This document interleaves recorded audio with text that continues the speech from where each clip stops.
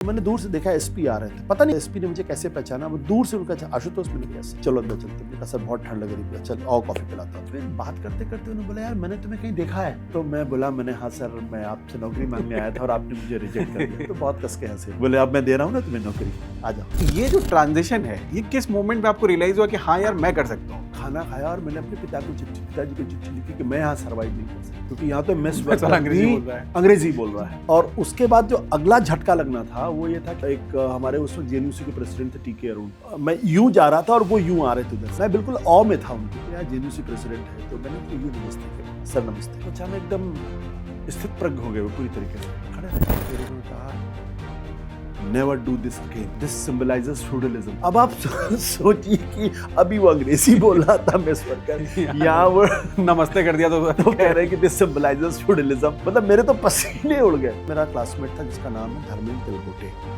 वो यवतमाल डिस्ट्रिक्ट का, और उसको भी बड़ा उत्साह आ गया, मैं भी बोलूंगा मंच से। फिर वो जो मराठी में जो भाई एकदम खुला ना, तो पूरा मराठी में बोल के चला गया। This is what the JNU is all about, कि आपको भाषा से कोई फर्क नहीं पड़ता। आई कैन से दिस कि दैट वाज द डे जिस दिन हम लोगों का जो हम मिर्जापुर कहते हैं धड़का खुल गया हमारा। पॉलिटिक्स के ऐसे क्या कंपल्शन है कि एक बार जब आप घुसते हैं तो पता लगता है कि यार ये तो नाले में हम आ गए, अब सफाई होना तो बहुत मुश्किल है, अच्छा है कि हम ही जो है बदल जाते हैं। राजनीति में आने के बाद अगर आपको सत्ता की लालच लग जाए और आपको लगे अगर कल मैं मुख्यमंत्री नहीं रहूंगा तो मेरा क्या होगा, आप इसलिए राजनीति के अंदर नहीं आए। सिनेमा में हीरो की एक परिभाषा है, दिखने में हैंडसम होगा, गोरा चिट्टा होगा, और जब टीवी एंकर्स की भी बात करें तो कंसिडरिंग थोड़े आपके लुक्स हीरो वाले नहीं है, तो कभी आपको चैलेंज आया ये एंकर में? हमारे यहाँ दिक्कत क्या हो गई कि जिनका चेहरा चॉकलेटी है उनको एंकर बना दो, दिखने में ठीक ठाक है और हिंदी ठीक ठाक बोल लेते हैं, बस he is good to look at, that's the wrong definition of it. So नमस्कार दोस्तों, एक बार फिर से स्वागत है हमारे पॉडकास्ट चैनल में आपका। आज हमारे साथ होंगे एक टीवी का जाना माना चेहरा। ये चेहरा राजनीति में भी कुछ दिन के लिए चमका। जी हाँ, हम बात कर रहे हैं आशुतोष की। आज आशुतोष से हम बात करेंगे टीवी न्यूज़ चैनल्स की, वो कैसे ऑपरेट करते हैं, क्या अपॉर्चुनिटी और क्या चैलेंजेस उनके सामने। हम जानने की कोशिश करेंगे उनके पॉलिटिकल व्यूज़ की, उनका एक जो ब्रीफ स्टिंट रहा है आम आदमी पार्टी में उसके बारे में, और हम आशुतोष से जानने की कोशिश करेंगे कि सोशल मीडिया के जमाने में टीवी कितना रेलिवेंट है, खासकर अभी जब इंडिया पाकिस्तान के वॉर में लेकर टीवी न्यूज़ चैनलों की कवरेज को लेकर बहुत सारे सवाल उठ रहे हैं। हम आशुतोष से बात करेंगे उनकी लेटेस्ट बुक रिक्लेमिंग भारत की। तो स्वागत करते हैं आशुतोष जी का। तो स्वागत है आशुतोष जी आपका हमारे पॉडकास्ट में। बहुत बहुत शुक्रिया, थैंक यू। तो शुरू करते हैं। दुनिया जानती है कि आशुतोष को, बट आशुतोष गुप्ता के बारे में बहुत कम लोग जानते हैं, तो थोड़ा आशुतोष गुप्ता के बारे में बताइए, कैसे थे आशुतोष गुप्ता, और आशुतोष गुप्ता और आशुतोष में कितना फर्क है? हमारे ख्याल से बहुत पुरानी कहानी हो गई। हम लोग तो बहुत छोटे शहरों से निकले हुए लोग थे और कभी ख्वाब में भी नहीं देखा था कि दिल्ली आएंगे। और हमारे जो फादर भी थे वो भी गवर्नमेंट जॉब में थे। He started his career as a steno बहुत पहले, तो धीरे धीरे धीरे धीरे उन्होंने अपना ग्रो किया and finally he retired as income tax officer. तो एक बहुत ही लोअर मिडिल क्लास फैमिली, जैसे जिसके जो उसके अपने स्ट्रगल्स होते हैं उस तरीके के हमारे भी स्ट्रगल्स थे।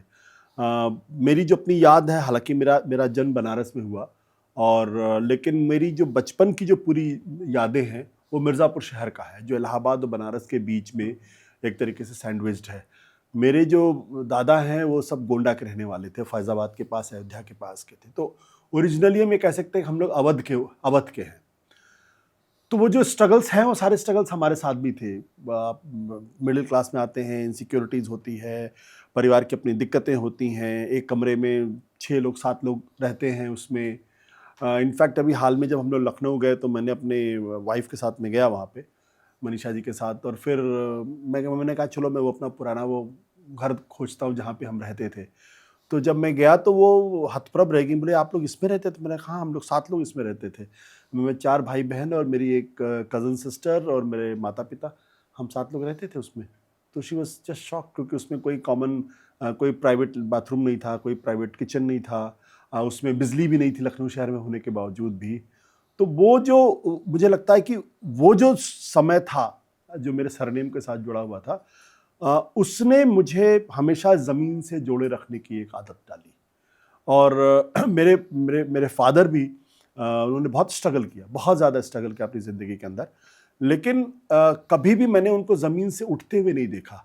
वो हमेशा ग्राउंडेड थे, हमेशा मुझसे कहते थे कि पोलाइट रहा करो। लेकिन एक चीज़ उन्होंने जो मुझे सिखाई और जिसका मैं हमेशा से उनका शुक्रगुजार हूँ, कि वो कहते थे अखबार पढ़ो और ये कहते थे अंग्रेजी का अखबार पढ़ो, तो उनका अंग्रेजी पे Language बहुत improve हो फोकस जाए। था और एजुकेशन पे भी बहुत फोकस था।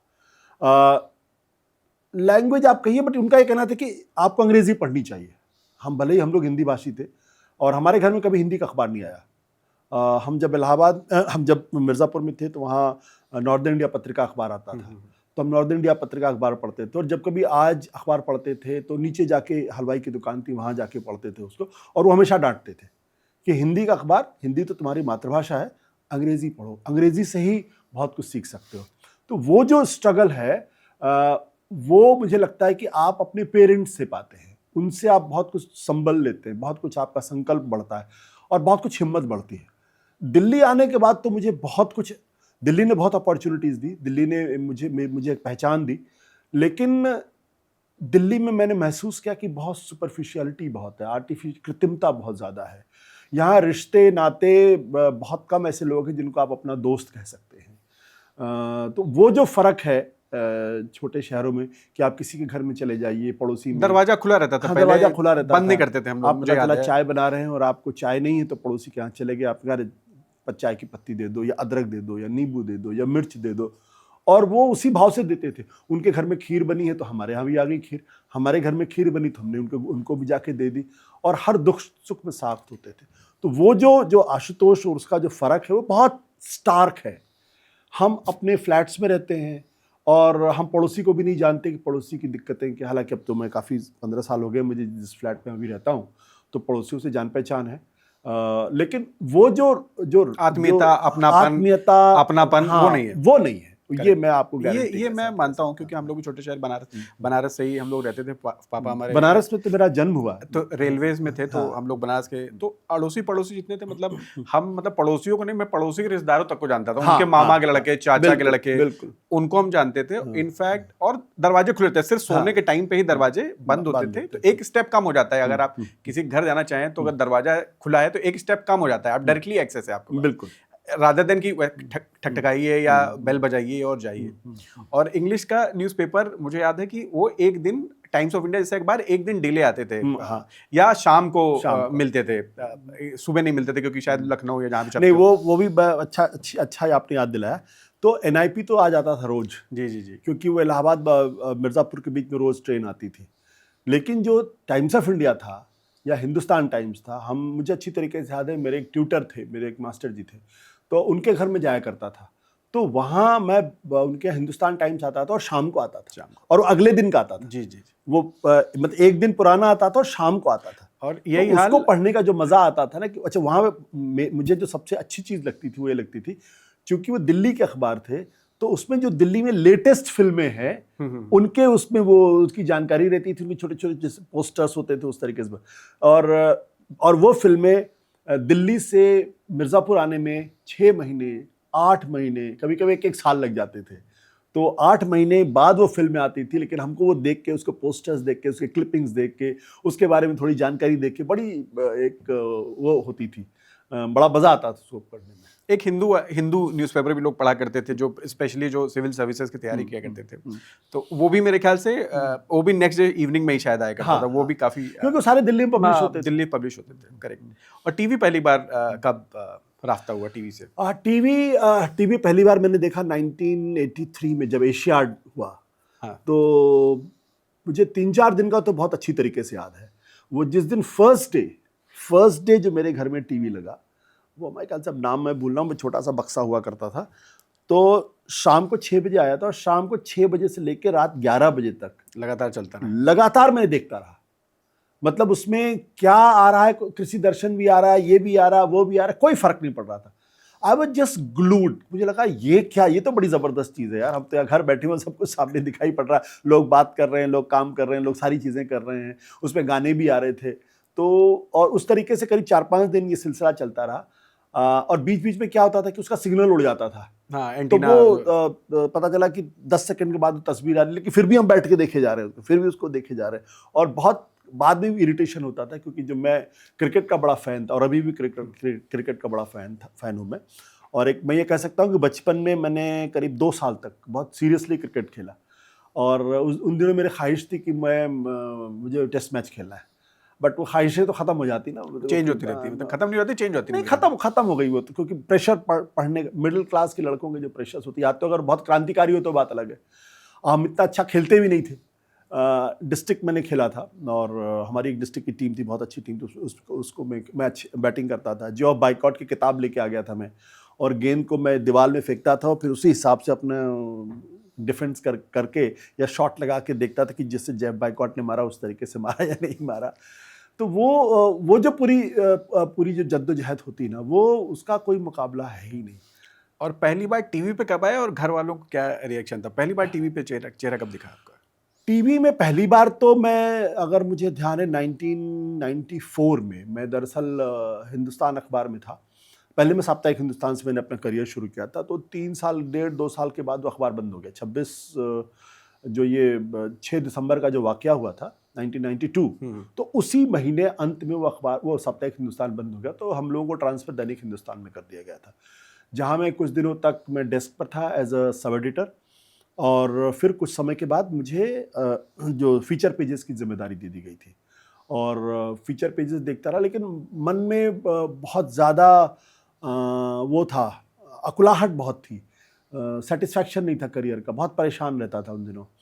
और मैं आपको ये बहुत ही, वो मेरे जीवन के शायद बहुत ही ख़राब दिन थे। हालांकि मैं एक अच्छे अखबार में काम कर रहा था, लेकिन इतना ज़्यादा निराशा थी, इतना ज़्यादा विषाद, इतना ज़्यादा अवसाद था जीवन में, इतना ज़्यादा डिप्रेशन था कि आपको यकीन नहीं होगा कि इस दिल्ली शहर में उन दिनों जितने अखबार थे हिंदी और अंग्रेज़ी को मिला के, शायद 90% अखबारों के दफ्तर में मैं गया और उनसे मैंने नौकरी मांगी, और एक ने भी नौकरी नहीं दी, एक ने भी नहीं दी। मतलब क्यों? अब पता नहीं, उनको लगा होगा कि मैं बहुत ही इनकॉम्पिटेंट आदमी हूँ, बहुत ही नाकाबिल आदमी हूँ। जबकि मैंने साप्ताहिक हिंदुस्तान में बहुत अच्छा काम किया था, मैं काफ़ी लिखता था। साप्ताहिक हिंदुस्तान में एक अंक तो ऐसा था जो मैंने खुद प्लान किया था, मार्क्सवाद के पतन को लेके, जब सोवियत यूनियन गिरा था, और उसमें मेरी 19 बाईलाइन थी। 19 बाईलाइन, तो 28 पेज थे जो मैंने खुद डिज़ाइन किए थे। ऑब्वियसली मृणाल जी से जो हमारी संपादक थी, उनका भी इसमें बहुत ज़्यादा इनपुट था। लेकिन एक यंगस्टर के लिए 28 पेज की जिम्मेदारी लेना और 19 बाईलाइन कोई संपादक नहीं दे सकता, मृणाल पांडे जी के अलावा उन्होंने मुझे दिया था। मेरे ख्याल से एक के बाद दो भी, दो तीन में तो बहुत ही जितने बड़े संपादक हैं, चंदन मित्रा वगैरह, ये सारे लोगों ने मुझे रिजेक्ट किया था। यहाँ तक कि एसपी सिंह ने भी मुझे रिजेक्ट कर दिया था। तो बाद में नौकरी दी। हाँ, मैं बहुत परेशान था। उस वक्त BITV नाम का एक टेलीविजन चैनल आ रहा था, जो first independent south Asian news channel था। ग्रुप बहुत अच्छा था, बिजनेस इंडिया टीवी का ग्रुप, बिजनेस इंडिया ग्रुप था, बहुत अच्छा अखबार, उसका मैगजीन बहुत अच्छी थी। तो वो जब टीवी आने लगे तो मेरे पास ऑफ़र आया। ऑफ़र क्या आया, वो मृणाल जी ने ही उनको सजेस्ट किया। उनको लगा कि मैं बहुत परेशान हो गया हूँ, मैं कुछ भी, मतलब मेरी हालत बड़ी अच्छी नहीं थी। तो उन्होंने ही मुझे कहा कि तुम जाके उनसे मिल लो। तो मैं उनके पास गया, जो उन दोनों BITV देखती थी। तो वहाँ जब मेरा अपॉइंटमेंट हुआ, तो पहली बार एक रिपोर्टर के तौर पे मैंने कैमरे पे खड़े होके अपना, जिसे PTC कहते हैं, वो किया। तो वो फर्स्ट अपॉर्चुनिटी थी। लेकिन एक चीज़ और मैं और बताऊंगा, मुझे टेलीविज़न से, अखबार से टेलीविज़न में ट्रांजिशन करने में वक्त लगा। और मेरी बिल्कुल मतलब आप कह लें कि शादी तो बाद में हुई, लेकिन हम साथ रहते थे। तो मैं सुबह जाता था 9 बजे, शाम को 8, 9, 10, 11 बजे लौटता था। और उसके बाद में खाना खाने के बाद फ़ौरन फिर जो स्क्रिप्ट दफ्तर की होती थी, उसको फिर मैं रीडू करता रहता था कि मुझे ये जो स्क्रिप्टिंग है, टीवी की स्क्रिप्टिंग का, इसका जो क्राफ्ट है, मुझे पकड़ना है। और अब मैं देखता हूँ कि मैं अपनी होने वाली वाइफ के साथ में कितना अन्याय कर रहा था। लेकिन उसका एक रात को 12 बजे तक भी करता था, 1 बजे तक भी करता था। लेकिन उस मेहनत का नतीजा ये हुआ कि मुझे जो टीवी की स्क्रिप्टिंग थी, उसके क्राफ्ट पे मेरी पकड़ हो गई। तो आप ये कह सकते हैं कि 1994 में पहली बार मैं टीवी के सामने आया। एंकरिंग मैंने बहुत बाद में शुरू किया, एंकरिंग का मौका मुझे बहुत बाद में मिला था। फिर जब वो 11 महीने में वहाँ पे रहा, और वहाँ पे वो एक ऐसा अजीबोगरीब चैनल था जो कहीं दिखता ही नहीं था, जबकि उसमें इतना बढ़िया सेटअप था, करोड़ों रुपए उसमें लगे हुए थे।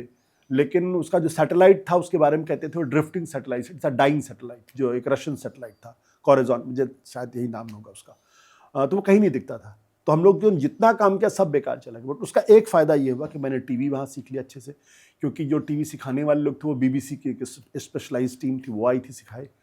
और फिर जब मैं वहीं पे मेरे एक बड़े सीनियर थे, उन्होंने ही फिर मुझे आज तक एसपी के लिए रिकमेंड किया। तो जब मैं पहली बार एसपी से मिलने गया, फर्स्ट टाइम मैं मिलने गया, तो इससे पहले रिजेक्ट कर चुके थे एक बार आपको? हाँ, वो रिजेक्ट कर चुके थे। जब वो नवभारत टाइम्स में एग्जीक्यूटिव एडिटर थे तो उन्होंने मुझे रिजेक्ट कर दिया। तो United coffee house Connaught place में मिलना तय हुआ जी। कि तुम वहाँ आ जाओ, तुमसे मिलते हैं। तो मैंने कहा ठीक है सर, मैं आता हूँ। तो मैं जब बाइक से जा रहा था तो मैं भीग गया, बारिश हो रही थी और पूरा एकदम हो गया। तो मैं अंदर, उनके आने के पहले मैं कॉफ़ी हाउस के अंदर गया, वहाँ एसी बहुत तेज़ चल रहा था, बहुत ठंड लगी मुझे। तो मैं एकदम बाहर आ गया बिल्कुल, और बाहर आके बाहर खड़ा हुआ था, थोड़े कांप भी रहा था मैं। तो मैंने दूर से देखा एसपी आ रहे थे। पता नहीं एसपी ने मुझे कैसे पहचाना, वो दूर से उनका आशुतोष, मैंने कहा सर चलो अंदर चलते। मैंने कहा सर बहुत ठंड लग रही है, चल आओ कॉफ़ी पिलाता हूँ तुम्हें। फिर बात करते करते उन्होंने बोला यार मैंने तुम्हें कहीं देखा है। तो मैं बोला मैंने हाँ सर, मैं आपसे नौकरी मांगने आया था और आपने मुझे रिजेक्ट कर दिया। तो बहुत कस के हंसे, बोले अब मैं दे रहा हूँ ना तुम्हें नौकरी, आ जाओ। तो फिर वो मेरे लिए एक बड़ा ब्रेक थ्रू था मेरी ज़िंदगी के। मैं कह सकता हूँ 3 जो सबसे बड़े ब्रेक थ्रूज थे। एक तो वो था कि जब मैंने इलाहाबाद छोड़ के दिल्ली आने का फ़ैसला किया। मुझे लगता है मेरी ज़िंदगी का सबसे बड़ा, सबसे अच्छा फ़ैसला था जेएनयू आने का। जेएनयू ने एक मेरे जैसे लोअर मिडिल क्लास के परिवार के लड़के को, जो हिंदी भाषी था, उसको ये कॉन्फिडेंस दिया कि आप हिंदुस्तान तो छोड़ दो, आप ग्लोबली भी कम्पीट कर सकते हैं। ये जो ट्रांजैक्शन है, एक जो कॉन्फिडेंस वाली बात की, क्योंकि I also come from very middle class family, tier two city से। तो ये जो ट्रांजिशन है, ये किस मोमेंट में आपको रियलाइज हुआ कि हाँ यार मैं कर सकता हूँ? ये बड़ा इंपॉर्टेंट होता है, क्योंकि I also relate with this fact कि एक पॉइंट आपको लगता है हाँ यार कुछ भी कर सकता हूँ मैं आपको 2 बड़े अच्छे इंसिडेंट बताता हूँ, 2 कंट्रास्टिंग इंसिडेंट्स होते हैं। कि जब आप आदमी छोटे शहर से बड़े शहर, मेट्रोपॉलिस सिटी में जाता है तो उसको कैसा कल्चरल शॉक लगता है।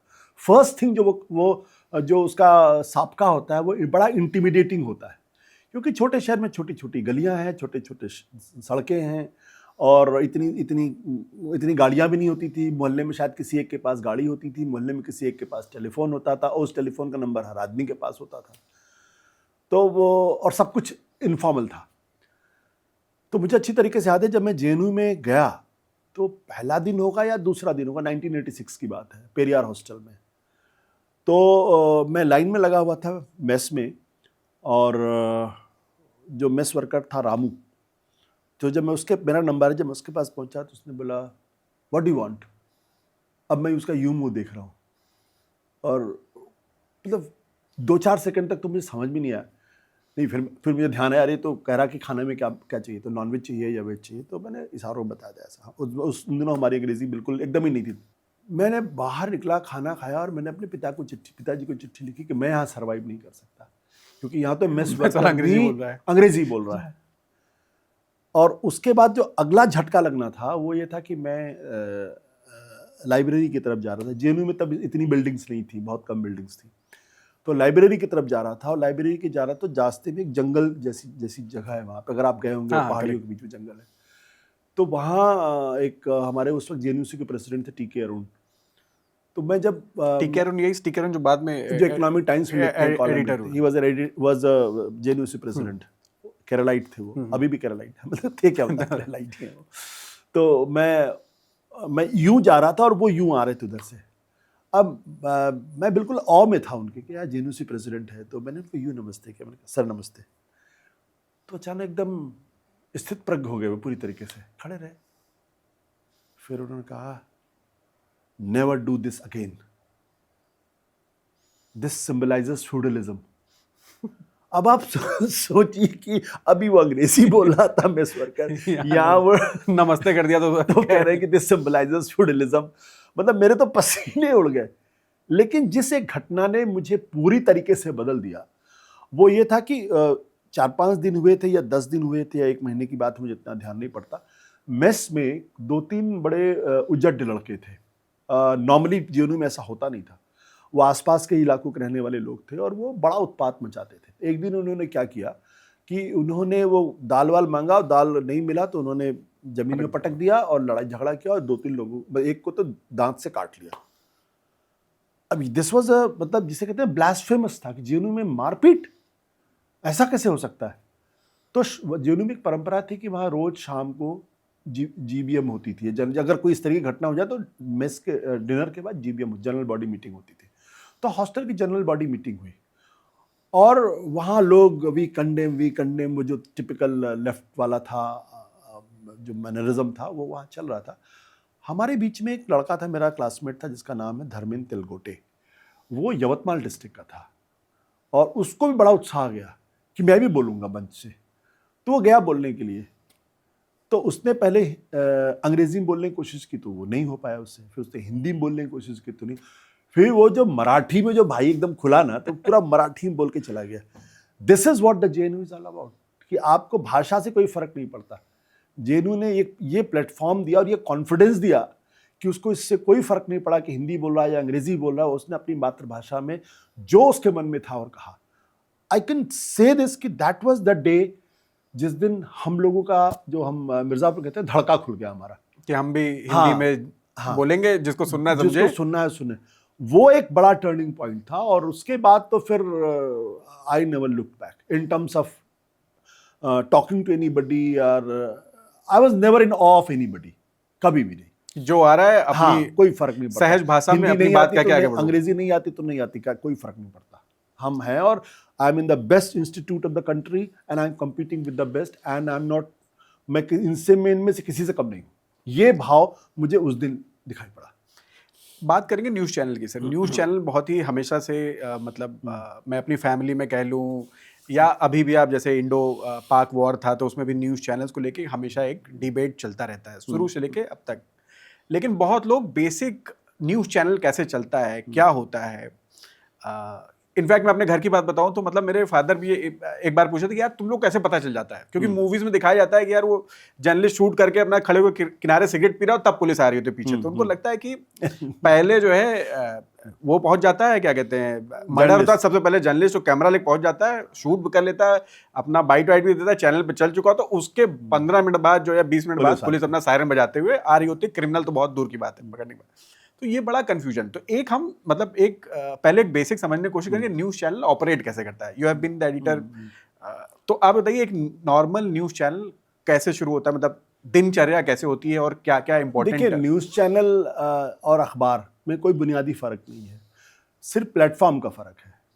अखबार भी खबरें देते हैं और न्यूज़ चैनल भी खबरें देते हैं। अखबार में ये था कि एक दिन के बाद खबरें आती हैं, अगले दिन सुबह। न्यूज़ चैनल का जो रिगर है वो ये कि हर second you have to fight for every second. ये एक बुनियादी फ़र्क है अखबारों से, इस मीडियम का फ़र्क है। अखबार को हम कह सकते हैं कि उसमें एक स्थायित्व है, स्थायी भाव है, और टीवी चैनल में कह सकते हैं वो इंस्टेंट है, वो क्षण भंगुर है। वो खबर एक सेकंड पहले बड़ी खबर हो गई, उसके बाद कोई और खबर आ गई तो खबर नीचे चली गई। देखिए, जो जर्नलिज्म के फंडामेंटल्स हैं वो टीवी चैनल में भी फंडामेंटल्स हैं। आपकी एक रिपोर्टर्स की टीम होती है, उन रिपोर्टर्स की अलग अलग बीट्स होती है। बीट्स का मतलब क्या होता है, जैसे कि कुछ लोगों की जिम्मेदारी है कि वो पुलिस लॉ एंड ऑर्डर को ऑब्जर्व करेंगे, तो वो जो रिपोर्टर होता है वो पुलिस कमिश्नर से बात लगातार टच में रहता है, लोकल पुलिस वाले से लगातार टच में रहता है, थानेदार से टच में रहता है, देश के और उस इलाके के मतलब अगर स्टेट में है तो वहाँ के होम सेक्रेटरी से, होम मिनिस्टर से टच में रहता है। तो वो खबरों का सोर्स होता है, वहाँ से उसको खबरें मिलती हैं। और ये टीवी में जो दिखाई पड़ता है कि रिपोर्टर पहले पहुँच जाता है, पुलिस बाद में पहुँचती है, ये 1000 में 1 या 2 बार ही होता है। उनकी कहीं पर अगर मर्डर हुआ है, if you have to be lucky कि आप उस स्पॉट पे हैं और आपके सामने हो गया, तो वो बात अलग है। अन्यथा आपको पूरी जानकारी पुलिस से ही मिलती है, या जैसे आप यूनिवर्सिटी बीट कवर कर रहे हैं, या फिर आप फॉरेन पॉलिसी कवर कर रहे हैं, या डिफेंस पॉलिसी कवर कर रहे हैं। Primary source has to be government. हाँ, primary source is the government, और या गवर्नमेंट एजेंसी। अगर आपकी बीट एनजीओ है, बहुत एक जमाने में एनजीओ बड़ी अच्छी बीट हुआ करती थी, सिविल सोसाइटी की अच्छी बीट हुआ करती थी, ह्यूमन राइट्स अच्छी बीट हुआ करते थे। तो वहाँ क्या कुछ हो रहा है वो एक आदमी की जिम्मेदारी है। वो आदमी लगातार उन लोगों के टच में रहता है, वहाँ क्या डेवलपमेंट्स हो रहे हैं, वहाँ क्या खबरें आ रही हैं, वहाँ क्या सूचनाएं मिल रही हैं, उनको लेके वो ऑफिस में आता है। ऑफिस में एक सेंट्रल असाइनमेंट डेस्क होती है जो वहाँ पे उनको इन्फॉर्म करता है कि मेरे पास ये चीज़ है, ये सूचना है। वो जो सेंट्रल असाइनमेंट डेस्क होती है उसको हम कहते हैं कि न्यूज़ चैनल का हब या हृदय, दिल, दरअसल दिल वो है, और वो उसको प्रोसेस करते हैं। प्रोसेस करने के बाद अगर उनको लगता है कि जो इन्फॉर्मेशन उनके पास आई है वो इम्पॉर्टेंट है और वो पब्लिक को दी जानी चाहिए, पब्लिक को बताई जानी चाहिए, तो फिर वो उसको आगे बढ़ाते हैं और उसके बाद का जो डिपार्टमेंट होता है उसको आउटपुट कहते हैं, जो डेस्क होती है, जो उस खबर की प्रोसेसिंग करती है। उस जो रिपोर्टर ने जो स्क्रिप्ट लिखी है उस स्क्रिप्ट को वो अपने स्तर पे चेंज करते हैं, अपने स्तर पे देखते हैं उसमें कोई गलती तो नहीं है, कोई फैक्चुअल एरर तो नहीं है, उसको पॉलिश करते हैं और फिर उसको टीवी रिपोर्ट के में फॉर्मुलेट करते हैं। ये बड़ा इंपॉर्टेंट और ये जो आउटपुट का है ये बहुत जूनियर लेवल से सीनियर लेवल तक आता है। जो आपकी जो रिपोर्टर्स भी हैं उनका एक पूल होता है, उनका एक बहुत ही सीनियर आदमी उन रिपोर्टर्स को गाइड करता है या उनको सुपरवाइज करता है या उनको मॉनिटर करता है। ऐसा नहीं है कि रिपोर्टर के पास कोई खबर आई और अचानक उसने सब फॉरवर्ड, ऐसा नहीं। वो जो रिपोर्टर वो खबर लाएगा तो ब्यूरो चीफ उसको देखता है, फिर इनपुट के जो इंचार्ज होते हैं वो उनको देखते हैं, या नेशनल एडिटर है वो उनको देखते हैं, फिर वो आगे फिल्टर करते हुए भेजते हैं। आउटपुट में भी डेस्क पर अगर किसी ने कोई खबर बनाई, इसका मतलब ये नहीं कि वो फाइनल चली जाएगी, वो किसी न किसी सीनियर आदमी को वो देखनी पड़ेगी और देख के अप्रूव करनी पड़ेगी कि जो कुछ भी है ये सही जा रही। अब दिक्कत क्या आ गई है कि ये सिस्टम डिजिटल प्लेटफॉर्म में कोलैप्स हो गया है। और मैं ये भी कहूँ कि हमारा जो टीवी चैनल्स भी आज की तारीख में हैं, वहाँ भी बहुत केयरलेसनेस हो गई है और इसीलिए बहुत फेक न्यूज़ चलती है। जो रिगर्स होते हैं, जो अखबार के जर्नलिज्म के जो अपनी अनुशासन होता है, वो अब वो बात नहीं, इसीलिए फेक न्यूज़ अभी हाल के दिनों इसका एक जो बिजनेस एंगल है जो मुझे किसी बहुत ही senior sales executive from TV channel उन्होंने बताया था कि टीवी के साथ एक बहुत बड़ा जो चैलेंज है वो ये है कि आपका जो एडवर्टीजमेंट स्लॉट है वो बहुत ही लिमिटेड है। यू कैन नॉट, मतलब सुबह आप लेकिन 9 से लेकर रात के 9 तक ही आप जो एडवर्टीजमेंट स्लॉट है वो बेच सकते हैं। उसमें भी आपको कैप है कि 1 मिनट में 1 घंटे में कितना एडवर्टीजमेंट होना चाहिए। वो रेट उतने प्रोपोर्शनेट बढ़ा नहीं पिछले इतने सालों से जितना बढ़ना चाहिए, जितना एक्सपेंडिचर बढ़े। तो जाहिर सी बात है ऑपरेशनल एक्सपेंडिचर ही आपको कंट्रोल करने पड़ेंगे। जब ऑपरेशनल एक्सपेंडिचर कट हुआ तो वो रिपोर्टर्स का बाहर जाना कम हुआ। फिर डिजिटल एज में हमने ट्विटर से और उन सबसे खबरें उठाना शुरू की। जैसे पॉलिटिकल रैलीज में पहले लोग जाते थे, अब नहीं जाते हैं। अब सीधे आपको एक लिंक आ जाता है, उसको आप लगा के, तो वहाँ पर रिपोर्टिंग नहीं होती, वहाँ जो नेता बोलता है वही आप जो है इनपुट ले लेते हैं। तो धीरे धीरे कहीं करके वो एक विजुअल माध्यम पे चला गया। ऑपरेशन एक्सपेंडिचर कम करने हैं और आपको रेवेन्यू स्ट्रीम थोड़ी बढ़ानी है, क्योंकि वो तो 9 घंटे का ही स्लॉट है या 12 घंटे का स्लॉट है, उसमें जितने, और कभी कभी खबरों की वजह से वो स्लॉट आपको गिराने भी पड़ जाते हैं। तो ये चैलेंज कितना बड़ा चैलेंज था। देखिए, क्या इसकी वजह से ये टिपिकल हमारा जो इंडियन टेलीविजन इंडस्ट्री है, ये हमारा, मैं इसको बार बार कहता हूँ कि हमारा जो पूरा जो मार्केट है, जो इंडस्ट्री है, मैं टीवी की बात नहीं कर रहा हूँ, पूरा जो हमारा जो मार्केट का सिस्टम, जो बाजार है, ये अभी भी पूरी तरीके से इवॉल्व नहीं है। ये अभी भी लालागिरी पे चलता है। Profit is the most driving factor. आप ब्रांड बिल्डिंग पे फोकस नहीं करते। अमेरिकन्स या यूरोपियंस या मार्केट इकोनॉमी में भी प्रॉफिट इंपॉर्टेंट, बिना प्रॉफिट के कोई धंधा चल नहीं सकता। बट वहाँ पे जो फोकस है ना कि आपको अपनी ब्रांडिंग करनी है, आपको अपना ब्रांड बिल्ड करना है। इसीलिए अगर आप देखें कि हिंदुस्तान के अंदर हम दुनिया की 5वीं सबसे बड़ी अर्थव्यवस्था है, फास्टेस्ट ग्रोइंग इकोनॉमी है, लेकिन अगर हिंदुस्तान के किसी इंडस्ट्रियलिस्ट से आप पूछें कि आपने कौन सा ऐसा ब्रांड क्रिएट किया है जो ग्लोबली रिकॉग्नाइज्ड हो, एक भी नहीं। मैं किसी बिजनेसमैन का नाम नहीं लेता जो दुनिया में नंबर 1 है, नंबर 2 है, नंबर 3 है, नंबर 4 है। None of them has created one single brand जिस पर उनको गर्व होना चाहिए, which is global acceptable, globally acceptable, even nationally भी acceptable नहीं है। अगर आप पूछे तो कौन सी चीज है उन्होंने, और यही चीज टीवी इंडस्ट्री के अंदर भी है। पहले दिन से वो उनको लगता है कि 300 करोड़ का, अगर हमने टेलीविजन इंडस्ट्री, अब तो शायद थोड़ा कम हो गया है, अगर आपने इंडस्ट्री में या टेलीविजन चैनल खड़ा करने में आपको 200 करोड़ रुपए या 150 करोड़ रुपए खर्च किए हैं, तो उनका कोशिश होती है कि अगले महीने से ही मुझे प्रॉफिट होना शुरू हो जाए। तो उसकी वजह से क्या होता है कि आप रिक्रूटमेंट में कंजूसी करते हैं, आप इक्विपमेंट में कंजूसी करते हैं, आप टेक्नोलॉजी में कंजूसी करते हैं, और सबसे ज़्यादा कंजूसी करते हैं न्यूज़ गैदरिंग में। जबकि न्यूज़ गैदरिंग ही आपका ब्रेड एंड बटर होना चाहिए। दुनिया में आज मैं आपसे पूछ सकता हूं कि हिंदुस्तान के कितने अखबार हैं जिनका दुनिया के 10 बड़ी राजधानियों में उनके दफ्तर हैं, शायद ही कोई होगा। 10 तो छोड़ दीजिए, 3 भी शायद नहीं होंगे। ज्यादातर लोगों के वॉशिंगटन में 1-2 कॉरेस्पॉन्डेंट है बस, इसके अलावा कहीं कोई कॉरेस्पॉन्डेंट। इस पे भी एक आते हैं, ये बड़ा इंपॉर्टेंट है क्योंकि आपने डिस्कस किया। जैसे एक हिंदी चैनल को बोलते हैं, सब सारे हिंदी चैनल अपने आप को नेशनल न्यूज़ चैनल बोलते हैं। नेशनल मतलब अपनी एक यूएसपी उन्होंने बना रखी है कि भाई सबसे तेज, कोई सबसे सटीक, कोई सबसे accurate, but everybody claims themselves as national channel. जहाँ तक मेरी जानकारी कहती है, नेशनल चैनल के नाम पे अगर हिंदी चैनल की बात करें तो बैंगलोर से नीचे इनका कोई आदमी नहीं है। एक बैंगलोर में भी मुश्किल से, हाँ मुश्किल से एक बैंगलोर में, नॉर्थ ईस्ट पूरा कोलकाता से कवर होता है, मतलब अगर जरूरत हो तो भेजा गया, तो वो आपका वो भी नहीं है। कश्मीर में मैक्सिमम फ्रीलांसर्स हैं। हिमाचल, पंजाब, ये यहाँ मेरे ख्याल से चंडीगढ़ से कवर हो जाता है एक। यूपी क्योंकि थोड़ा सेंसिटिव है और पॉलिटिकल न्यूज़ इंपॉर्टेंट है, तो वहाँ पे 2। आप गलत हो मैं कहीं बताइएगा। बिल्कुल ठीक है। बिहार में 2, मध्य प्रदेश में 1 या 2, क्योंकि वो भी थोड़ा बड़ा स्टेट है बट पॉलिटिकली उतना एक्टिव नहीं जितना यूपी बिहार है, तो 1 या 2। राजस्थान में ऐसे ही 1 या 2, गुजरात में भी 1 या 2। तो कुल मिला जुला के नेशनल रिपोर्टिंग, हाँ मतलब दिल्ली और बॉम्बे में अगर बात करें तो वहाँ पे 10-10, 15-15 लोग सारे चैनलों के, मतलब 15 यहाँ पे 15 यहाँ पे लगभग होंगे। बट जो पूरा national, for example Uttar Pradesh 16 crore हम लोग 2 लोगों से कवर कर रहे हैं, और जैसा कि मैंने नंबर्स बताए, तो क्या ऐसी परिस्थिति में ये कहना सही होगा कि ये एक नेशनल चैनल है?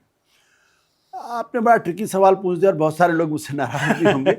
हकीकत ये कि जो हिंदी के चैनल्स हैं वही उत्तर प्रदेश और बिहार के चैनल हैं, और उसका एक बड़ा कारण ये भी है, नो डिसरिस्पेक्ट टू एनीबॉडी, ज़्यादातर न्यूज़ रूम में जो लोग हैं वो उत्तर प्रदेश और बिहार के लोग हैं, तो उनको अपने शहर दिल्ली में बैठे हुए उनको पटना की खबर ज़्यादा बड़ी लगती है बजाय कि भोपाल की खबर के बड़े होने के। उनको नीतीश कुमार ज़्यादा बड़े नेता दिखाई पड़ते हैं, या योगी आदित्यनाथ ज़्यादा बड़े दिखाई पड़ते हैं, बनस्पति के राजस्थान के मुख्यमंत्री को।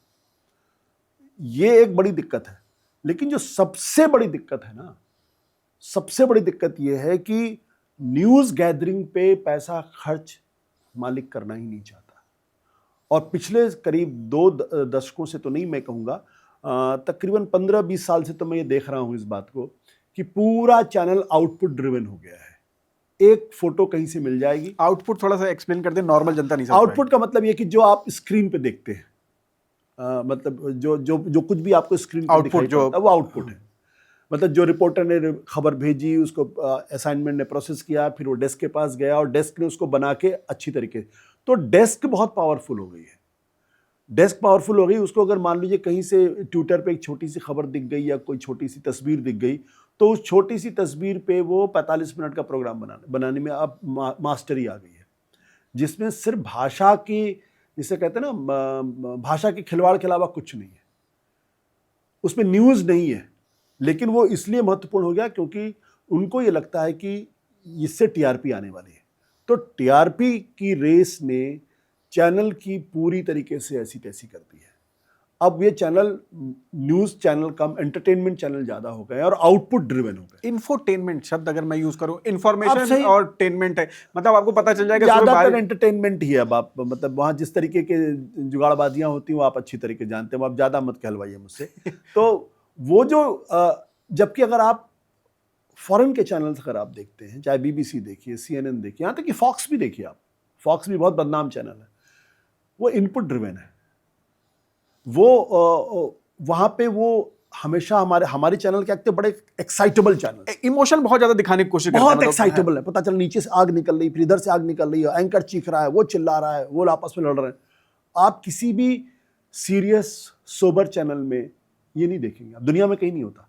यहाँ तक कि अगर इलेक्शन भी के रिजल्ट्स भी आ रहे हो, अगर आप CNN को देखें या फॉक्स को देखें, बहुत स्थिर गति से चीजें चलती रहती हैं। उनके एंकर्स भी बड़े ही लेसर इमोशन, लेसर एक्साइटमेंट के साथ भी एक गंभीर समस्या हमारे ख्याल से हमारा टीवी इंडस्ट्री, न्यूज़ इंडस्ट्री अभी भी मेरे ख्याल से बहुत बचपने में है। वो जवान होने से अपने आप को मना कर रहा है, वो वयस्क नहीं होना चाहता। अब मेरे ख्याल से due to emergence of social media वो वयस्कता तक पहुंच पाएगा कि नहीं? ये सोशल मीडिया की प्रॉब्लम नहीं है। नहीं मतलब पहुंच पाएगा with rise of social and digital media. ये प्रॉब्लम ज़्यादातर एडिटर्स की भी हो गई है, और एडिटर्स भी बेचारे क्या करेंगे, और हर थर्सडे फ्राइडे को टीआरपी आती है, जिस दिन टीआरपी कम हो जाती है उस दिन मालिक सवाल पूछता है यार टीआरपी कम हो गई, वो क्या करेगा वो?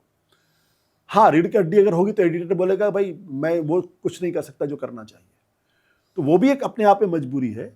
लेकिन दिक्कत क्या हो गई कि बहुत ज्यादा इमेच्योर है हमारा टीवी इंडस्ट्री, बहुत ज्यादा इमेच्योर है। 2-4 लोगों को अगर आप छोड़ दें तो बाकी की अब कोई टीवी कैसे चला सकता है कि इस्लामाबाद पे कब्जा कर लिया? आप सोचिए। मतलब ये उस एडिटर को सोचना चाहिए, उस एंकर को सोचना चाहिए, उस आउटपुट हेड को सोचना चाहिए जो उस खबर को स्क्रीन पर डाल रहा है कि इस्लामाबाद पे कब्जा हो गया, भारत ने कब्जा कर लिया।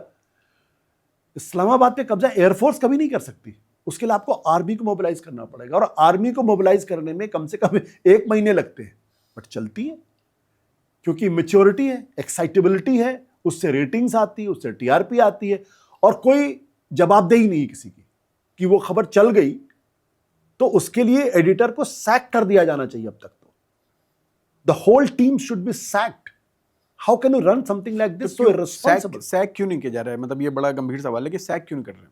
अब पता नहीं क्यों नहीं किया जा रहा। मुझे लगता है कि उनको शायद जो गलतियां वो कर रहे हैं उसकी गंभीरता का उनको एहसास नहीं है कि आप दरअसल इतना ब्लंडर कर रहे हैं। तो जो लोग इस्लामाबाद पे कब्जा कर रहे हैं वो रोज कितनी गलतियां करते होंगे आप सोच सकते हैं। कोई मॉनिटरिंग नहीं उस लिहाज से, ये और ये उनकी नजर में कोई गलती नहीं है। जो सिनेमा है, एक नॉर्मल सिनेमा, मतलब मूवीज की अगर बात करें तो उसमें भी है कि as long as the audience is any movie which is hit and which is not hit, मतलब एक सक्सेसफुल मूवी और एक नॉन सक्सेसफुल मूवी में फर्क है कि भाई ऑडियंस कहाँ है यार। ऑडियंस आया तो सक्सेसफुल मूवी है, चाहे वो आपको पसंद आई नहीं आई, उसमें कंट्रोवर्सी है, फैक्चुअली सही है कि नहीं है। क्या टीवी का भी यही हाल है? ऑडियंस आ रहा है तो ठीक है। देखिए हिंदुस्तान में अगर आप अच्छा आपने विषय उठाया है, हिंदुस्तान में जो फिल्म इंडस्ट्री थी वो 40s, 50s, 60s तक, 70s तक वो बहुत गंभीर मीडियम था। बहुत अच्छी अच्छी फिल्में बनी इस देश के अंदर जिन पर हम सबको गर्व है।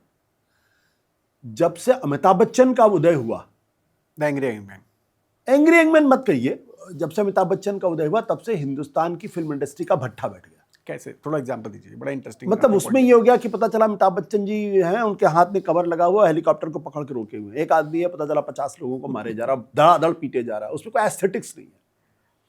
और वो, लेकिन अगर आप 80 के दशक 90 के दशक के बाद का अगर आप सिनेमा देखें तो उसमें गंभीरता दिखाई पड़ती है।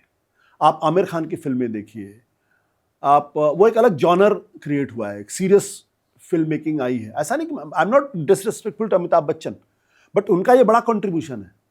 उन्होंने बहुत शानदार, बहुत बड़ी बड़ी फिल्में दी। कभी आपने त्रिशूल अमिताभ बच्चन से बात कही कि आपने? अब मैंने ये सब आप मिले होंगे, आई एम श्योर। मैंने 4-5 बार उनका इंटरव्यू किया है। उन्होंने बहुत शानदार फिल्में की हैं, आनंद जैसी फिल्में की हैं, त्रिशूल की हैं, इसके अलावा जंजीर की है, दीवार जैसी फिल्में उन्होंने की हैं। लेकिन बाद में जो फिल्में उन्होंने कही, अजूबा और वो जादूगर और वो क्या बोलते हैं मर्द जैसी फिल्में, मतलब जिसका कोई सिर पैर ही नहीं है। मुझे लगता है कि हिंदुस्तान के अंदर जो 24 घंटे का टेलीविज़न चैनल था वो शुरुआत में बहुत गंभीर न्यूज़ देता था। 2003-4 के बाद से उसमें वो हिंदुस्तानी फिल्मों का जो 80 के दशक का जो कीड़ा था वो घुस गया, और वो अभी तक घुसा हुआ है, निकल नहीं पा रहा। वो हिंदुस्तान की फिल्म इंडस्ट्री बहुत मैच्योर हो गई, बहुत अलग अलग जॉनर में उसने अपने आप को मकाम बनाया। हालांकि पिछले कुछ दिनों से वो डरा हुआ है बहुत ज़्यादा, इसलिए कुछ सीरियस बॉम्बे फिल्म इंडस्ट्री एक तरीके से बहुत बुरी हालत में है। लेकिन अगर आप तेलुगु में चले जाएं, तमिल में चले जाएं, मलयालम में चले जाएं, तो वहाँ जिस तरीके का सिनेमा बन रहा है, सिनेमा क्या है? सिनेमा या तो जब आप जीती जागते जिंदगी को हमारे सामने, यथार्थ को हमारे सामने दिखाएं, या एक ऐसी फैंटेसी वर्ल्ड में ले जाएं जो हमको हमारे जो सेंस आर्गन्स हैं उनको सुकून दे। बॉम्बे फिल्म इंडस्ट्री हमारे ख्याल से थोड़े कन्फ्यूजन के दौर से गुजर रहा है। लेकिन अगर आप जैसे KGF जैसी फिल्में देखें, या फिर आप देवड़ा जैसी फिल्में देखें, या जैसे महाबली, क्या नाम है उसका, बाहुबली जैसी फिल्में, एक अलग दुनिया में आपको लेके, यही तो फैंटेसी है जो राज कपूर आपको फैंटेसी वर्ल्ड में ले जाते थे जब उन्होंने सील 420 बनाई, और या उसके अलावा जो उन्होंने आवारा जैसी फिल्में बनाई, जो ड्रीम सीक्वेंस उन्होंने क्रिएट किए, या जिस तरीके से गुरुदत्त अपनी फिल्मों में यथार्थ को सामने लेके आते, प्यासा जैसी फिल्में बनाई, कागज के फूल जैसी फिल्में बनाई उन्होंने। मैं अभी भी सत्यजीत रे की बात नहीं कर रहा हूँ क्योंकि मैंने सत्यजीत रे को उतना नहीं देखा, लेकिन गुरुदत्त की फिल्में, ऋत्विक घटक की फिल्में, सत्यजीत रे की फिल्में, साउथ इंडिया के बहुत बड़े बड़े डायरेक्टर्स की फिल्में, दिल से जैसी बहुत अच्छी फिल्में बनी, रोजा जैसी बहुत अच्छी फिल्में बनी है। यहाँ तक कि अमिताभ बच्चन ने बाद में ये सरकार एक बहुत अच्छी फिल्म बनाई जो 3 सीक्वेंसेस उसके अंदर बने हैं। तो या तो फैंटेसी वर्ल्ड में ले जाइए जो आपको प्योरली एक ऐसी मायावी दुनिया में लेके जाता है जहां आपको लेकर आप आश्चर्यचकित रह जाते हैं, या फिर उस यथार्थ की दुनिया में। टेलीविजन इंडस्ट्री के साथ प्रॉब्लम क्या हो गया कि हम यथार्थ को दिखाते दिखाते एक ऐसी गलीच दुनिया में लोगों को लेके जा रहे हैं जो दरअसल पूरी की पूरी पीढ़ी को बर्बाद कर रहा है। जर्नलिज्म को तो उसने 6 फीट नीचे जमीन के अंदर गाड़ दिया है। अब यहां से कितना निकल पाएगा मुझे बहुत संदेह होता है। एक जैसे हम कंपैरिजन कर रहे हैं टीवी और एक TV news channel versus cinema में, तो सिनेमा में हीरो की एक परिभाषा है। परिभाषा मतलब दिखने में हैंडसम होगा, गोरा चिट्टा होगा, चमकीले काले घने बाल होंगे। और जब टीवी एंकर्स की भी बात करें तो वो भी हमें कहीं ना कहीं उसी परिभाषा से, तो कंसिडरिंग थोड़े आपके लुक्स हीरो वाले नहीं है, तो कभी आपको चैलेंज आया ये एंकर में, मतलब सॉरी इफ दैट पर्सन ऐसा, मतलब जस्ट आस्किंग, क्योंकि एंकर की भी एक परिभाषा है कि ऐसा एंकर दिखना चाहिए, पतला एकदम स्लिम ट्रिम, एंकर पढ़ा लिखा होना चाहिए। मुझे लगता नहीं, नहीं मतलब जो कि अभी विजुअली मैं बता रहा हूँ। देखिए, एंकर को तो वाकई में पढ़ा लिखा होना चाहिए, और जर्नलिस्ट को भी पढ़ा लिखा होना चाहिए। पढ़ा लिखा इन द सेंस कि he should be bachelor of all and may be master of none, क्योंकि उससे कभी भी कहा जा सकता है कि वहां पे कत्तवा जाके कवर करो, अगले दिन कहा जा सकता है फॉरेन मिनिस्ट्री में जाके बीट कवर करो। अगर आपको फॉरेन पॉलिसी की भी जानकारी होनी है, बेसिक जानकारी होनी चाहिए ना। या कोई औरंगजेब की कंट्रोवर्सी खड़ी होगी तो आपको औरंगजेब का नाम तो पता होना चाहिए, थोड़ी कि औरंगजेब पता चला वो कब था, कौन था, आपको बताने किसका लड़का था। तो you should be bachelor of all, may be master of none, but it's better if you bachelor of all and master of one subject. जो आपकी जो ट्रेनिंग है कि आप ग्रेजुएट करते हैं तो आप फॉरेन पॉलिसी के में आप स्पेशलाइजेशन करते हैं, या फिर डिफेंस में करते हैं, कुछ लोग क्राइम में करते हैं, कुछ लोग अंडरवर्ल्ड में करते हैं। वो आपकी स्पेशलिटी है और वो आपको लॉन्गेविटी भी देता है, वो आपको करियर में वो भी देता है।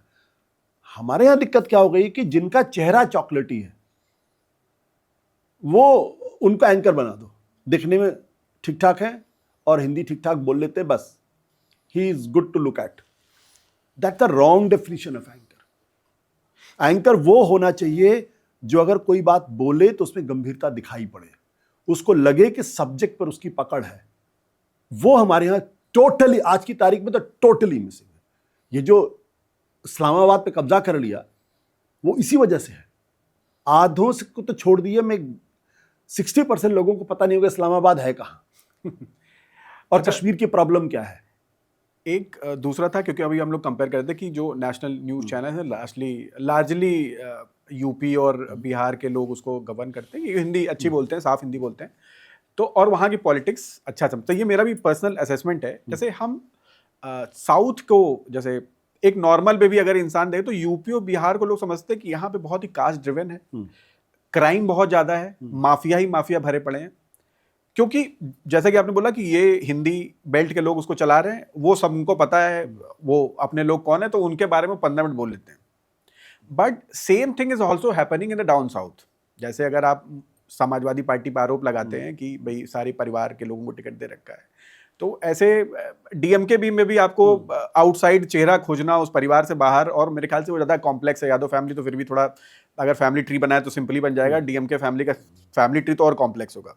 लेकिन क्योंकि हम समझते नहीं है पॉलिटिक्स के बारे में, वहाँ के गुंडों माफियाओं का नाम नहीं जानते हैं, तो क्या यही कारण है कि हिंदी नेशनल चैनल में जो यूपी और बिहार की जो इमेज बना रखी है वो थोड़ा खराब है रेस्ट ऑफ द इंडिया से? अब आप क्यों चाहते हैं कि मेरे बहुत सारे दुश्मन पैदा हो जाए? नहीं, मतलब ये गंभीर सवाल है। पहली बात तो हमें ये समझना चाहिए कि हम भले ही कितना ही ढिंडोरा पीट ले के हम विश्वगुरु हैं, हकीकत ये कि हिंदुस्तान अभी भी एक सेमी फ्यूडल सोसाइटी है। सेमी फ्यूडल सोसाइटी, कहीं पे फ्यूडलिज्म ज़्यादा है, कहीं पे फ्यूडलिज्म कम है। यूपी बिहार में अभी भी फ्यूडलिज्म बहुत ज़्यादा है, वहाँ बात बात में कत्ल हो सकते हैं, बात बात में मर्डर हो सकता है।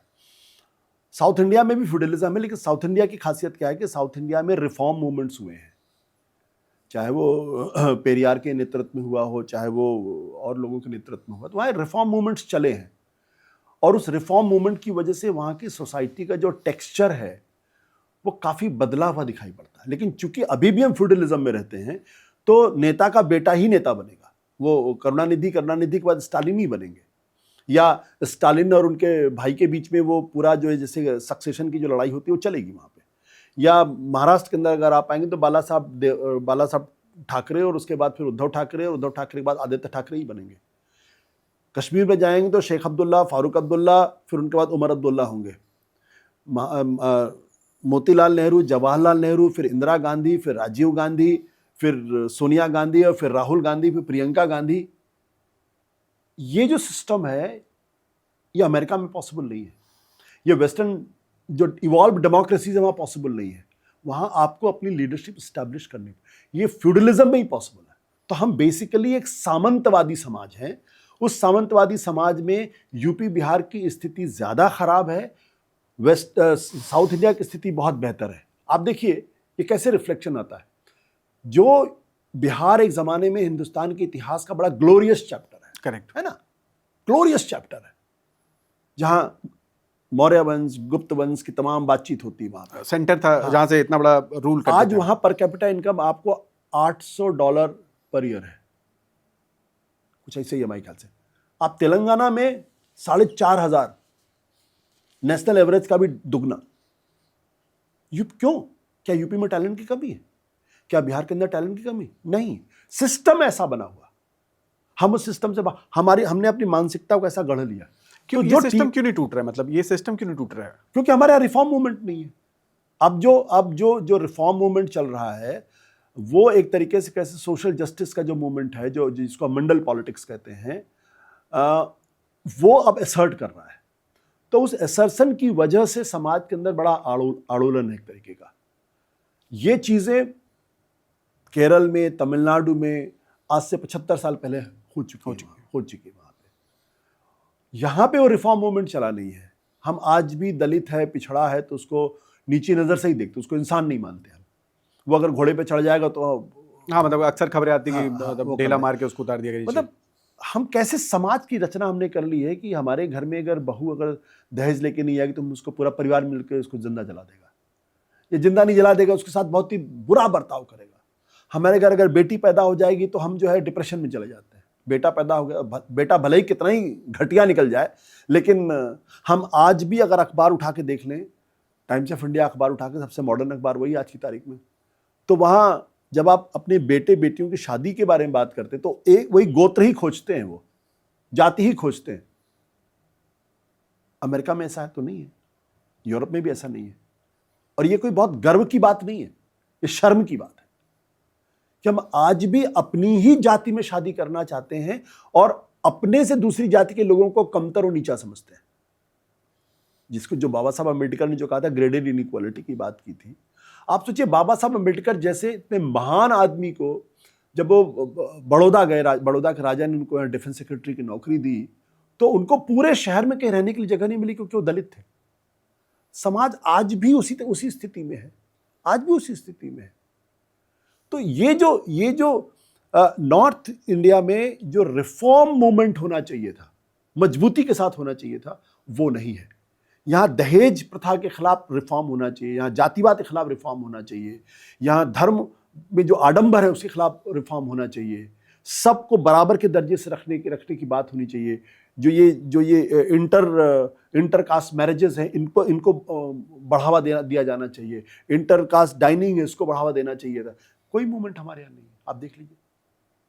तो इसकी वजह से जो जड़ताएं समाज के अंदर वो टूट नहीं पाई, और वो अब कॉन्स्टिट्यूशनलिज्म की वजह से टूट रही है। क्योंकि हमने एक ऐसा संविधान कर दिया है जो इक्वलिटी, लिबर्टी, फ्रेटर्निटी की बात करता है। कानून की नज़र में सब आदमी बराबर है, चाहे वो मुकेश अंबानी हो, चाहे उनके दफ्तर में कोई चपरासी हो, सबका एक ही वोट है और कानून की नज़र में सब बराबर है। ये बात अलग है कि जहाँ बराबर नहीं है, बट कम से कम लीगली, कॉन्स्टिट्यूशनली तो वो बराबर है ना।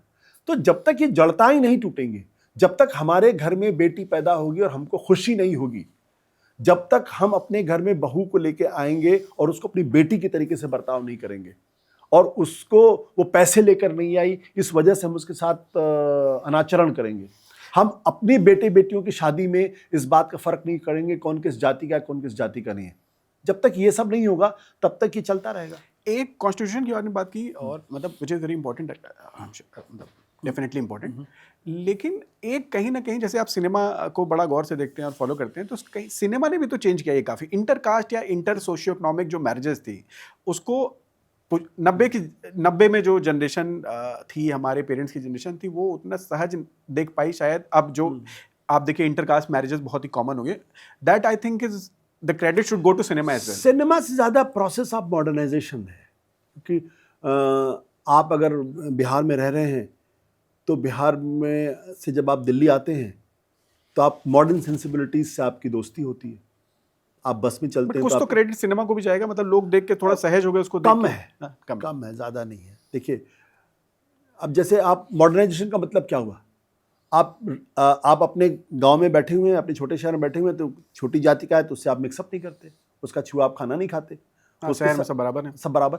लेकिन आप ट्रेन में बैठे हैं तो बगल में कौन बैठा हुआ, दलित है या पिछड़ा बैठा हुआ या ब्राह्मण बैठा हुआ, आपकी मजबूरी है वहाँ पे। एक 5 स्टार में सर्व कौन कर रहा है ये भी मैटर नहीं करता, मैटर नहीं कौन बना रहा है ये भी नहीं मैटर करता। बस में आप चलने कोई मैटर नहीं करता, मेट्रो में चलने कोई मैटर नहीं करता, क्योंकि आप, और फिर क्या होता है कि उसमें जब आपका इंटरेक्शन होता है तो उस इंटरेक्शन में आपके अफेयर्स भी होते हैं, आपके लोगों से पहचान भी होती है, तो आपकी जो जड़ताएं जो दिमाग में बैठी हुई थी वो टूटती हैं।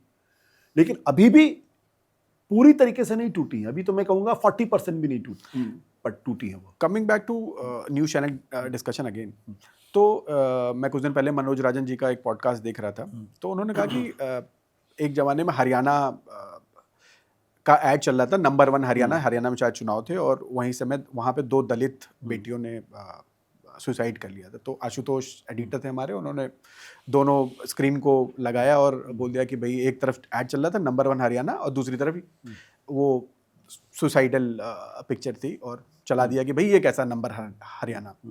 आज के टाइम में पॉसिबल है ये, मतलब किसी गवर्नमेंट, स्पेशली एडवर्टाइजर, अगर गवर्नमेंट वो एडवर्टाइजर हो उसके खिलाफ, मतलब गवर्नमेंट ही एडवर्टाइजर है, अपोजिशन तो कहाँ एडवर्टाइज करता है, बट पॉसिबल है अब प्रेजेंट टाइम में?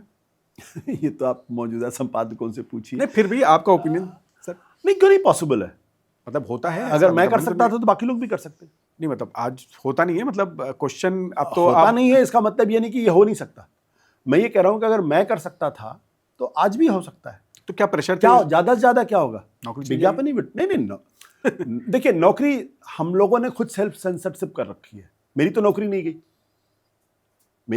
गई, ना वो विज्ञापन विड्रॉ हुआ। प्रेशर्स आते हैं, ऐसा नहीं प्रेशर्स नहीं आते, प्रेशर आते उस टाइम पे जब आपने चलाया? प्रेशर्स आते हैं। अब मैं उससे ज्यादा नहीं कहूंगा, प्रेशर, दबाव होता है आपके ऊपर। संपादक का काम है उस दबाव को हैंडल करना, संपादक का काम है अपने न्यूज रूम को चलाना, लेकिन उस प्रेशर को भी हैंडल करना। मालिकों पे तो दबाव है, मतलब मुझे तो मालिक ने कभी नहीं कहा, मैं पूरी ईमानदारी के साथ कहता हूं, मुझे किसी मालिक ने नहीं कहा कि आपके इस खबर चलाने की वजह से मेरा विज्ञापन गिर गया, किसी ने नहीं कहा। आज भी वही मालिक है। तो ज्यादातर क्या होगा कि हम more loyal than the king. सरकार थोड़ी रोज आके कहती है कि आप ये खबर चलाइए, ये खबर न चलाइए, सरकार तो रोज नहीं कहती ना, लेकिन हम लोगों ने अपनी सीमाएं बांध रखी है, हमने अपनी लक्ष्मण रेखा खींच रखी है। क्यों? क्योंकि हम खुद अंदर से बहुत ज्यादा इनसिक्योर हैं, हम अंदर से डरे हुए हैं। हमने मान लिया कि अगर मैं ये खबर चलाऊंगा तो सरकार नाराज हो जाएगी, मेरी नौकरी जा सकती है या मालिक मुझे निकाल सकता है। पहली बात, ये शब्द मालिक ही अपने आप में हटा देना चाहिए डिक्शनरी से। मालिक क्या होता है भाई? हमारे अंदर कॉम्पिटेंस है तो उन्होंने मुझे हायर किया, हायर किया। इसका मालिक का मतलब ये थोड़ी हुआ कि मैं उनका नौकर हूं। वो मुझे सैलरी देते हैं, इसलिए देते हैं क्योंकि मेरे अंदर टैलेंट है। जिस दिन मैं वो काम करना बंद कर दूंगा उस दिन वो मुझे हटा देंगे वहां से। तो दिक्कत क्या हो गई है कि हम लोगों ने खुद मान लिया है कि ये करेंगे तो मालिक नाराज हो जाएगा, ये करेंगे तो सरकार नाराज हो जाएगी, फिर हम कहते हैं जी हमको तो काम ही नहीं करने दिया था। मैं इस फिलॉसफी को नहीं मानता। अगर आप संपादक हैं और अगर खबरों के प्रति आपके अंदर ईमानदारी है तो या तो उस प्रेशर को झेलिए, और फिर अगर आपको प्रेशर ज्यादा हो रहा है तो फिर आप एक नैतिक फैसला करिए कि इससे मैं ये काम नहीं करूंगा, और ये फैसले जिंदगी में करने पड़ते हैं। संपादक एक जर्नलिस्टिक पोजीशन के ज्यादा एक मॉरलिस्टिक पोस्ट है। दुनिया, आप जो कहते हैं उसका समाज पे असर पड़ता है। आप अगर गलत कहेंगे तो आप समाज को गलत दिशा दिखाते हैं। तो संपादक को कॉम्पिटेंट होना चाहिए, लेकिन साथ में साथ उसके अंदर नैतिकता का एक पुट भी होना चाहिए। वो ये कहने की हिम्मत कर सके कि मैं ये कर सकता हूं, ये नहीं कर सकता, मैं ये करूंगा और ये नहीं करूंगा। जिस दिन आपके अंदर वो हिम्मत आ जाएगी उस दिन आप आराम से दिखाएंगे। कोई दिक्कत एक नहीं। नैतिकता की बात होती है सर, एक आपके ऊपर जो आरोप है वो ये है कि भाई एक दिन पहले तो आप एक न्यूज़ चैनल, एक main stream prominent news channel का फेस थे और यू आर टॉकिंग अबाउट नहीं, प्राइम फेस नहीं टाइम। था, I was the editor. Editor he face होता है, 9 बजे प्राइम टाइम जो पढ़ता है, हम लोग तो नहीं, बहुत सारे ऐसे एडिटर्स हैं जो न्यूज नहीं पढ़ते। न्यूज़ मतलब आप फेस भी, आप तो मतलब एंकर भी थे 9 बजे प्राइम टाइम शो पे, और फिर आप नेक्स्ट दिन एक पॉलिटिकल पार्टी ज्वाइन करते हैं। तो ये जो नैतिकता क्या बैलेंस है, ये कैसे मतलब इज इट इजी, डिफिकल्ट, नैतिक, अनैतिक, क्या मतलब ये थोड़ा एक्सप्लेन करिए, क्योंकि थोड़ी कॉम्प्लेक्स सिचुएशन है। क्योंकि बिल्कुल 9 बजे आप मतलब कैसे पब्लिक आप पे भरोसा करे। आप देखिए, जो आप सवाल कर रहे हैं, मैं इस सवाल को जिस दिन से मैंने वो फैसला किया था उस दिन से मैं इस सवाल को झेल रहा हूँ, झेल क्या रहा हूँ मैं। और एंड मुझे लगता है कि लोगों को ये सवाल बहुत मजबूती के साथ मुझसे पूछने चाहिए। क्यों पूछने चाहिए? क्योंकि एक संपादक की एक छवि होती है, वो राजनीति में जाता है, संपादक रोज हर पॉलिटिकल पार्टी के बारे में खबरें करता है। जब वो संपादक एक दिन उठ के जब किसी पॉलिटिकल पार्टी को ज्वाइन करता है तो पहला सवाल लोगों के मन में आता है, जरूर इस संपादक ने इस पार्टी को मोबिलाइज किया होगा, तभी उनको वहां पे जगह मिली। एक इसमें छोटा सा मतलब, सॉरी टू इंटरप्ट, जैसे हम बहुत सारे political personality specially spokes person देखते हैं, आज इस पार्टी के हैं, पता लगा दोपहर में इन्होंने दूसरी पार्टी की सदस्यता ले ली, और रात के 9 बजे, जब अभी कल 9 बजे ये प्राइम टाइम पे जिस आदमी को डिफेंड कर रहा है तो जिसको गाली दे रहे थे, अब उल्टा हो गया, अब इसको डिफेंड कर रहे हैं, इसको गाली दे रहे हैं। तो वो भी तो बड़ा ही इमोरल सा लगता है कि मतलब यार कल तक तो तुम इसको डिफेंड कर रहे थे यार। वो अलग अलग है, वो एकदम टिपिकल नौकरी की तरह है कि भाई कल हम इस कंपनी साबुन बेच रहे थे, अब हम ये साबुन बेच रहे हैं। तो ये तो बिजनेस है, मॉरलिटी कहाँ है? नहीं, तो जो मैं आपको बता रहा था, तो वो संदेह लोगों के मन में होगा, और बहुत ही जेन्युइन संदेह है, बहुत ही जेन्युइन डाउट है कि जरूर इन्होंने संपादक रहते हुए आम आदमी पार्टी को फायदा पहुंचाया होगा, तभी आम आदमी पार्टी ने इनको अपनी पार्टी में जगह दी। अब देखिए, दो ही आदमी सवाल का जवाब दे सकते हैं। एक तो वो जिसने ये जंप लिया हो, और दूसरा वो जो आम आदमी पार्टी में हो। करेक्ट। तीसरा कोई आदमी इसका जवाब नहीं दे सकता। मैं ये कहता हूं कि मैंने पूरी जिम्मेदारी के साथ एक संपादक का काम किया, और उसमें ईमानदारी के साथ काम किया। मुझे लगा कि ये होना चाहिए, वो मैंने किया। कई बार ऐसा भी न्यूज़ रूम में होता था जब मैं कह देता था, यार देखो मेरी विचारधारा जो है यहाँ पे ये कहती है, और यहाँ पे मुझे लगता है कि मेरे बीच में एक कॉन्फ्लिक्ट है। तो कई बार ऐसा हुआ, मैंने उस 8 बजे का मैं प्रोग्राम करता था, मैंने वो छोड़ दिया। मैंने कहा नहीं, आज विषय ये है, आप मेरी जगह किसी कोई और एंकरिंग। ऐसा कई बार हुआ। न्यूज़ रूम में भी मैं कहता था कि मेरी ये ओपिनियन है, लेकिन आप लोग मेरी ओपिनियन से गाइडेड मत होइए। कई बार मेरे जो साथी जो काम करते थे, जो न्यूज़ रूम में थे, वो इसके आपको गवाही दे सकते हैं, बता सकते हैं। लेकिन मैं ये जानता हूं कि जब तक मैं आखिरी सांस नहीं लूंगा, तब तक ये सवाल मेरा पीछा नहीं छोड़ेगा, और लोगों के मन में संदेह होगा कि आशुतोष ने जरूर संपादक रहते हुए आम आदमी पार्टी को फायदा पहुंचाया था, इसीलिए उनको वहां जगह मिली। अब ये दो लोगों के बीच की बात है, या तो अरविंद केजरीवाल इस सवाल का जवाब दे सकते हैं, या आशुतोष। तीसरा कोई आदमी इस सवाल का जवाब नहीं। फायदा पहुंचाने से ज्यादा एक ये भी हो सकता है कि मैं एक विचारधारा चल रही है, उस विचारधारा को मैं जैसे अगर एक व्यवसायिक या बिजनेस वाली सवाल विचारधारा का नहीं है, सवाल ईमानदारी का है, सवाल आपकी क्रेडिबिलिटी का, सवाल आपकी ऑनेस्टी का है, बस। एक मैं और ये आपकी क्रेडिबिलिटी पे सवाल खड़े होंगे। देखिए, एक डॉक्टर राजनीति में जाता है तो उसकी क्रेडिबिलिटी पे सवाल नहीं खड़ा होता। करेक्ट, क्योंकि वो कहीं आपकी विचारधारा या आपको वो पेशेंट ट्रीट कर रहा है। और मैं जब राजनीति छोड़कर भी जब जर्नलिज्म में वापस लौटा, तो अभी भी वो सवाल मेरा पीछा करता है। अभी भी जब मैं टीवी चैनल में आके बोलता हूं या मैं कुछ लिखता हूं, तो लोगों को लगता है कि यार राजनीति से प्रभावित होकर ये बात कह रहा है। मैं उसका जवाब ईमानदारी से भी देना चाहूंगा, तो भी लोगों को विश्वास नहीं। एक जैसे आपने अभी स्टूडेंट टाइम का बताया, जेएनयू साइड का, कि यार वो लड़का था, उसने मराठी में भाषण दिया, वहां से मुझे लग गया कि यार जो भी है, मुझे जो लैंग्वेज आती है, I am confident, as long as I am speaking any relevant context, I will speak whatever language it is. सामने वाले को समझ में आ रहा है, नहीं समझ में आ रहा है, उसकी समस्या है। वो क्या पॉइंट था जहां से आपको लगा कि यार मुझे मतलब द बिगर चेंज जो मैं कर सकता हूँ, शायद इसलिए आप पॉलिटिक्स में गए, आपको लगा कि यहाँ से एक बेहतर जो मैं यहाँ एक जर्नलिस्ट बन के नहीं दे पा रहा, शायद वहाँ पे ग्राउंड पे कुछ कर पाऊँ। वो कब आपको लगा कि यहाँ से यार ज्वाइन, मतलब मुझे I have to switch politics में? हाँ, पॉलिटिक्स में। देखिए, जब एक आम नागरिक की वजह से उन दिनों जिस तरीके के भ्रष्टाचार की खबरें आ रही थी, तो एक सवाल जरूर उठ रहा था कि यार ये इतना भ्रष्टाचार समाज के अंदर है, ये तो ठीक नहीं है। मतलब हर आदमी के मन में एक जुगुप्सा फैल रही थी, एक जुगुप्सा अंदर हो रही थी। अब वो कितनी सही थी कितनी गलत थी, कभी उसका फिर अलग से चर्चा करेंगे। तो मेरे मन में भी वो एक जुगुप्सा थी। मैं आपको एक और बड़ी इंटरेस्टिंग बात बताता हूं।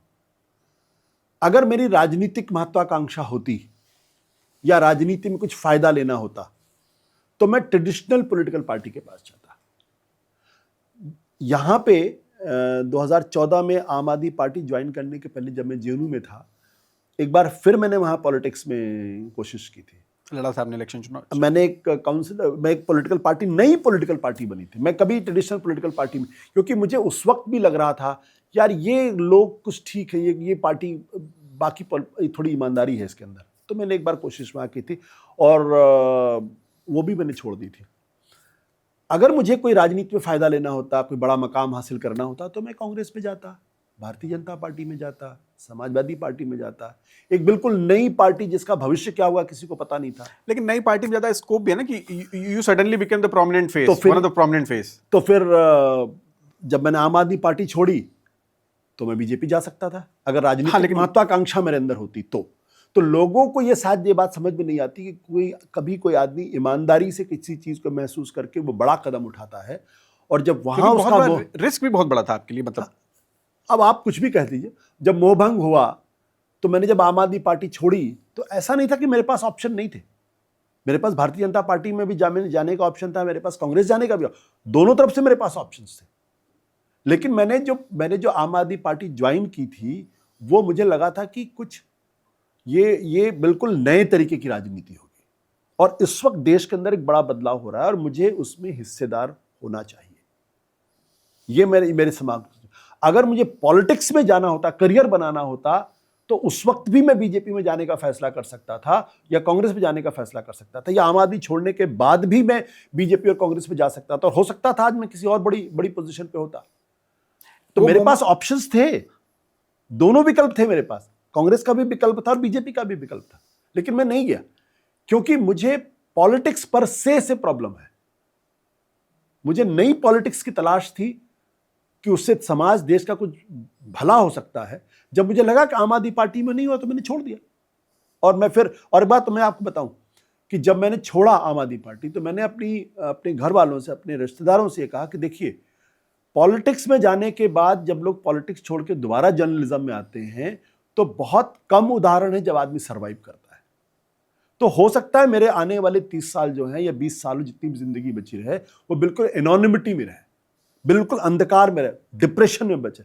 लेकिन मुझे यहां नहीं रहना, मुझे ये छोड़ना है क्योंकि मेरा अब यहां दम घुट रहा, मैं अब यहां नहीं रहूंगा। छोड़ने की बात तो कर दी, वो इन्फ्लेक्शन पॉइंट जहां पे आपने पॉलिटिक्स ज्वाइन करने की बात करी, वो कोई स्पेसिफिक पॉइंट है जहां नहीं, पे लगा स्पेसिफिक इन्फ्लेक्शन पॉइंट नहीं था। वो बेसिकली मुझे लग रहा था कि ये बड़ी ईमानदार लोग हैं और ये नॉन पॉलिटिकल लोग हैं जो पॉलिटिक्स को बदलने के अंदर, जिनके अंदर जिजीविसा है, जैसे प्रशांत भूषण जैसे लोग थे, जिसमें योगेंद्र यादव जैसे लोग थे, जिसमें अरविंद केजरीवाल जैसे लोग थे, संजय सिंह जैसे लोग थे, मनीष सिसोदिया जैसे लोग थे, जो बहुत ईमानदार लगते थे मुझे, और जिनके ऊपर कोई दाग नहीं था, किसी तरीके का कोई दाग नहीं था। तो मुझे लगा कि नहीं, ये लोग ट्रेडिशनल पॉलिटिशियन नहीं है, कि पैसा बनाने के लिए नहीं आए, करियर के लिए नहीं आए, पावर के लिए नहीं आए हैं। वो सोच मेरे अंदर थी। और जब मैं अरविंद केजरीवाल से मिलने के लिए गया, मुझे अच्छी तरीके से याद है, 27 से 28 दिसंबर की बात होगी, सरकार बन चुकी थी, मुख्यमंत्री बन चुके थे वो, और वो पहली बार जब मुख्यमंत्री की शपथ लेने गए थे तो वो मेट्रो से गए थे। करेक्ट। तो मैं वो वहां पे ऑप्टिक्स था की जरूरत थी। अब उस वक्त तो मुझे लगता था कि वो जरूरत थी, या वो बहुत ही ईमानदारी से महसूस कर रहे थे कि ऐसा होना चाहिए था। तो जब मैं उनके घर गया तो वो एक 3 कमरे के फ्लैट में वो रहते थे, और मुख्यमंत्री होने के बावजूद भी उसी 3 कमरे के फ्लैट में, तो बिल्कुल जैसे पहले जीवन था वैसे ही जीवन था उनका। तो वो हम लोग खा रहे थे, साउथ इंडियन कुछ खाना खा रहे थे, डोसा नहीं था वो इडली थी। तो उन्होंने पूछा कि राजनीति में क्यों नहीं आ जाते। तो अचानक मैंने कहा अरे ये तो मैंने सोचा ही नहीं था कभी उस तरीके से। तो मैंने कहा लेट मी थिंक, और मुझे ये फैसला करने में ज़्यादा वक्त नहीं लगा। विदिन 48 आवर्स मैंने डिसाइड कर लिया कि मुझे पॉलिटिक्स में जाना है, और जो भी मेरी नौकरी है, मेरा करियर है, मेरा सब कुछ। और मैं आपको बताऊं, मेरे पास तो 2 गाड़ियाँ थी, एक जो कंपनी की गाड़ी थी, एक मेरी अपनी गाड़ी थी, दोनों बड़ी गाड़ी थी। और कंपनी की गाड़ी तो जिस दिन मैंने छोड़ा उस दिन कंपनी के पास चली गई। जो बड़ी गाड़ी थी वो मेरी वाइफ के पास चली गई, क्योंकि उनके पैरों में थोड़ी प्रॉब्लम है, तो ड्राइवर उनके साथ रहता था। तो अगले दिन से मैं तो ऑटो से जा रहा था। I was taking an auto and बस पकड़ के या और मेट्रो पकड़ के मैं दिल्ली में घूमता था। तो एक दिन मेरी पत्नी को मेरे ऊपर दया आ गई। उनको लगा कि ये बड़ी गाड़ियों में घूमने वाला आदमी अब ये रोज़ ऑटो पकड़ के और मेट्रो पकड़ के जा रहा है, तो उनको मेरी पर दया। मैं घर पहुंचा तो उन्होंने कहा कि तुम मेरी बात, मैं तुम्हें आज एक बुरा मत मानना किसी चीज़ का। तो उन्होंने मेरे हाथ में एक चाबी रखी, तो मैंने कहा ये क्या है, तो वो नीचे लेके गई। तो मारुति 800 उन्होंने मेरे लिए ख़रीदी थी। उन्होंने अपनी जो सेविंग, उनकी अपनी जो सेविंग थी उससे, उसी गाड़ी से मैं अभी चल के आया हूँ यहाँ पे। जब हम आप पार्टी की बात करते हैं, तो एक असम में पार्टी हुई थी, असम गण परिषद, असम गण परिषद शायद प्रोनाउंस करते थे, और प्रफुल्ल कुमार मोहंता जी उसको लीड कर रहे थे। और वो एक मूवमेंट था, बहुत तेजी से आया।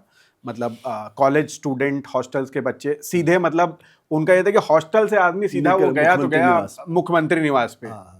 और I think he was the youngest chief minister till date शायद, मैं कंफ्यूज हूँ, लेकिन आई एम हमारे कहा 32-33 साल की उम्र। हाँ, मतलब बहुत कम उम्र में। इवन जिनके फादर या पॉलिटिक्स में सीएम थे उनको भी वो मतलब उतनी यंग में नहीं मिला। लेकिन वो प्रफुल्ल कुमार मोहंता जी पहले यंगेस्ट सीएम थे, लेकिन आज के डेट में कोई रेलिवेंस नहीं है। Do you think after losing this election आप will end the same fate as खतरा है परिषद को हुआ था? इसमें कोई दो राय नहीं कि इस वक्त आम आदमी पार्टी अपनी एग्जिस्टेंशियल क्राइसिस से गुजर रही है। और जिस आपने असम गण परिषद का जिक्र किया है, अगर इन्होंने अपने आप में बदलाव नहीं किया और अगर इन्होंने यहाँ से अगर सावधानी से कदम नहीं उठाए, तो बिल्कुल असम गण परिषद वाली स्थिति हो सकती है। इसमें कोई दो राय नहीं। देखिए, दिल्ली का चुनाव हारने का मतलब ये है आपने अपना किला हार लिया। जब आपका जो आपकी पूरी ताकत थी, जो आपकी संजीवनी थी, जब आप वो गंवा बैठे, तो एक traditional political party bounce back करती है। कई चुनाव लोग हारते हैं, एक के बाद चुनाव हारते हैं, लेकिन वो ट्रेडिशनल पॉलिटिकल पार्टीज होते हैं, उनके अंदर वो रेजिलियंस होती है, उनके वो इंस्टीट्यूशनल मेमोरीज होती हैं, वो बाउंस बैक करते हैं। लेकिन जो बिल्कुल नई पॉलिटिकल पार्टी होती है, और आम आदमी पार्टी बिल्कुल नई पॉलिटिकल पार्टी थी, वो अगर अपनी संजीवनी गंवा दे तो उसके लिए वापस लौटना बहुत मुश्किल काम होता है। सब कुछ इस पर निर्भर करता है कि पंजाब में आम आदमी पार्टी विधानसभा का चुनाव में कैसा परफॉर्म करती है। अगर पंजाब ये हारे तो फिर मुझे लगता है कि इनके लिए बाउंस बैक कर पाना बहुत ही मुश्किल काम। मैं ये नहीं कहूँगा असंभव, ना मैं इनकी ऑबिचुअरी लिखना चाहता हूँ, ना मैं लिखूंगा, लेकिन बहुत मुश्किल। अगर ये असम जीत जाएंगे तब तो उम्मीद होगी। पंजाब अगर जीत जाएंगे तब तो इनकी उम्मीद होगी, और अगर पंजाब हार जाएंगे तो फिर आम आदमी पार्टी का भविष्य बहुत ही मुश्किल है, बहुत अंधकार। एक इसी से जुड़ा हुआ दूसरा, दोनों ही असम गण परिषद और आम आदमी पार्टी, और जो आपका भी पॉलिटिकल करियर है, कहीं ना कहीं ये क्रांति के रूप में, मतलब उस टाइम पे देखा गया कि this is the new change. Idealistic लोग जो हैं वो राजनीति में आ रहे हैं और they will change the politics. तो पॉलिटिक्स के ऐसे क्या कंपल्शंस हैं कि एक बार जब आप घुसते हैं तो पता लगता है कि यार ये तो नाले में हम आ गए, अब इस पे तो मतलब सफाई होना तो बहुत मुश्किल है, अच्छा है कि हम ही जो है इस पे बदल जाते हैं। तो पॉलिटिक्स चेंज कर देती है इंसान को। आपने किसी पॉडकास्ट में, मैं सुन भी रहा था, आपका कहा भी था कि पॉलिटिक्स मतलब वी गेट इनटू पॉलिटिक्स कि यार इसको चेंज करते हैं, ultimately it is politics which change you. तो ऐसा क्या है पॉलिटिक्स में कि ये क्रांति या आइडियलिस्टिक जो अप्रोच है वो एंट्री करते ही चेंज हो जाती है या चेंज करनी पड़ती है? जीतने की जो ख्वाहिश है ना वो, और राजनीति में अगर आप हैं, अगर आप सत्ता में नहीं हैं, तो जो सत्ता में बने रहने की जो ख्वाहिश होती है, वही दरअसल आम आदमी पार्टी के लिए एक तरीके से उसने आम आदमी पार्टी को नुकसान पहुंचाया। क्योंकि फिर आप सब कुछ जीतने के लिए कर रहे हैं। आप राजनीति में क्यों आए थे? आप जीतने के लिए नहीं आए थे। आप क्या कहते थे? हम राजनीति में राजनीति करने ही नहीं आए हैं, राजनीति को बदलने के लिए आए हैं। अगर बदलना आपका मोटिव था तो फिर उस पर अड़े रहना चाहिए था। उसके लिए कोई भी कीमत होती है वो चुकाते। हम नहीं बदल पाते, कोई गिला नहीं, क्योंकि हम सारे लोग जो थे, जो आम आदमी पार्टी में थे, सब अपनी अपनी तरीके से अगर आप देखें तो all of them were achievers. उन्होंने अपने अपने प्रोफेशन में बहुत अच्छा किया था, और आम आदमी पार्टी छोड़ने के बाद भी बहुत अच्छा कर रहे हैं वो लोग। तो उनके पास खोने के लिए कुछ नहीं था राजनीति के अंदर। लेकिन राजनीति में आने के बाद अगर आपको सत्ता की लालच लग जाए और आपको लगे अगर कल मैं मुख्यमंत्री नहीं रहूंगा तो मेरा क्या होगा, आप इसलिए राजनीति के अंदर नहीं आते। महात्मा गांधी क्यों बड़े हैं? क्योंकि महात्मा गांधी ने सत्ता को लात मारी। उन्होंने तो कांग्रेस पार्टी की मेंबरशिप तक छोड़ दी। अगर गांधी चाहते तो वो देश के प्रधानमंत्री बन सकते थे, लेकिन नहीं बने वो।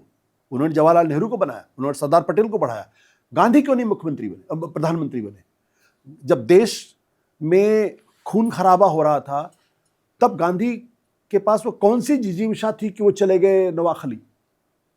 क्योंकि उनके कंसर्न्स अलग थे। सत्ता पाना उनका अभीष्ट नहीं था। आम आदमी पार्टी के साथ दिक्कत क्या हो गई कि उन्होंने सत्ता को ही अंतिम सत्य मान लिया, जैसे बाकी राजनीतिक पार्टियां बनती हैं, और वो ये भूल गए कि वो राजनीति को बदलने के लिए आए थे। हमारे जैसे बहुत सारे लोगों, सैकड़ों लोगों ने इसलिए राजनीति में हम लोग गए थे क्योंकि हम चाहते थे कि राजनीति बदलनी चाहिए। ये राजनीति जो पैसे से डिफाइन होती है, जो भ्रष्टाचार से डिफाइन होती है, जो तमाम गलत चीज़ों से डिफाइन होती है, जो लोगों के कंसर्न्स को नहीं एड्रेस करती है, हम उस राजनीति को बदलने के लिए गए थे, या ये सोच के गए थे। और मैं अकेला नहीं था, सैकड़ों लोग थे जो बड़ी बड़ी मल्टीनेशनल कंपनीज में काम करते थे, जो बड़ी बड़ी गाड़ियों में घुमा करते थे, और ऐसे मुझे तो ऐसे और बहुत सारे लोग मिले जो करोड़पति थे, और उन्होंने वो सारा बिजनेस छोड़ दिया, सारी इंडस्ट्री छोड़ दी, और वो कंगाली के कगार में पहुंच गए। ऐसे बहुत सारे लोगों की कहानियां, कभी उन कहानियों को लिखा जाना चाहिए। तो प्रॉब्लम क्या हो गई, जब इन्होंने ये समझ लिया कि हमको सरकार में बने रहना है और सरकार में बने रहने के लिए सब कुछ करना चाहिए। जब आपने पहली बार आप चुनाव लड़ रहे थे, आपने कहा हमें 20 करोड़ रुपए चाहिए, लोगों ने 20 करोड़ रुपए दिए, और जब 20 करोड़ रुपए आपके तिजोरी में आ गए तो आपने क्या कहा, अब मुझे पैसे नहीं चाहिए। लोगों ने कहा यार ये तो बिल्कुल नए लोग हैं, राजनीति में लोग पैसे लेने के लिए आते हैं, ये तो कह रहे हमें पैसे ही नहीं चाहिए। आप सोचिए आपका मॉरल हाई कितना ऊंचा हो गया। लेकिन अगले बार अब आपके ऊपर क्या आरोप लग रहा है कि आपने अपनी शराब नीति बदली और उसके बहाने आपने पैसे लिए।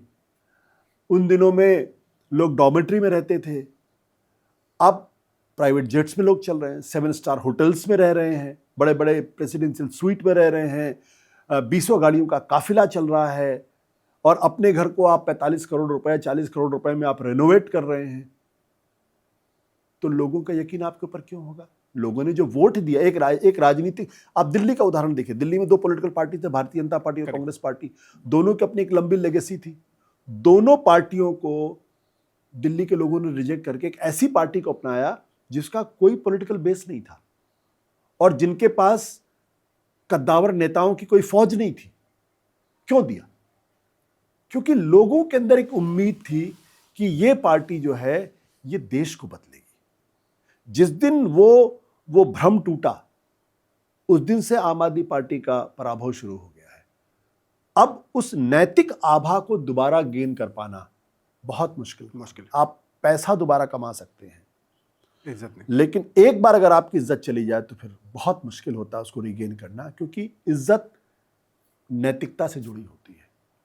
लोग बहुत पैसे वाले लोग हैं, लोग उनकी इज्जत नहीं करते। बहुत सारे नेता लोग उनकी इज्जत नहीं करते, लेकिन एकदम फटीचर आदमी की लोग इज्जत करते हैं। लोग गांधी जी के साथ क्यों जुड़े थे? गांधी जी तो कोई बहुत ही हैंडसम आदमी तो थे नहीं, या कोई बहुत शानदार कपड़े पहन के भी नहीं घूमते थे, लेकिन लोगों को था कि नहीं, ये आदमी ईमानदार है, इसके अंदर नैतिकता है, ये समाज के लिए कुछ करना चाहता है, उसके लिए कुछ कुर्बानी देना चाहता है। जिस दिन आम आदमी पार्टी ने वो रास्ता छोड़ दिया, उस दिन आम आदमी पार्टी के लिए वापस लौटना, दोबारा उसी ग्लोरी को पाना, मैं असंभव नहीं कहूंगा, लेकिन बहुत मुश्किल हो गया। चांस देखते हैं, कोई होप देखते हैं, मतलब आप आम आदमी पार्टी के लिए? बहुत मुश्किल है। पंजाब में भी मुझे बहुत मुश्किल दिखाई पड़ रही, क्योंकि अब जो कहानियां आ रही हैं वहां से, आपके फ्रंट लाइन नेता वो टाइप 7 बंगले के लिए अगर आप अदालतों में जाएंगे तो क्या मैसेज आप देना चाहते हैं? हम आम आदमी पार्टी तो ये कह के आई थी कि नेताओं को 2 कमरे के फ्लैट पे रहना चाहिए। अब आप टाइप 7 बंगले के लिए आप अदालत जा रहे हैं कि नहीं, मुझे I am entitled for the type 7 बंगला, मुझे मिलना चाहिए। ये जो फर्क है ना कि 2 कमरे के फ्लैट से टाइप 7 के बंगले के बीच की लड़ाई, या जो 45 करोड़ का अपना जो अपने रेनोवेशन करा, ये जो फर्क है ना, ये लोगों को दिखता है, तो ये दिल्ली के लोगों को दिखा।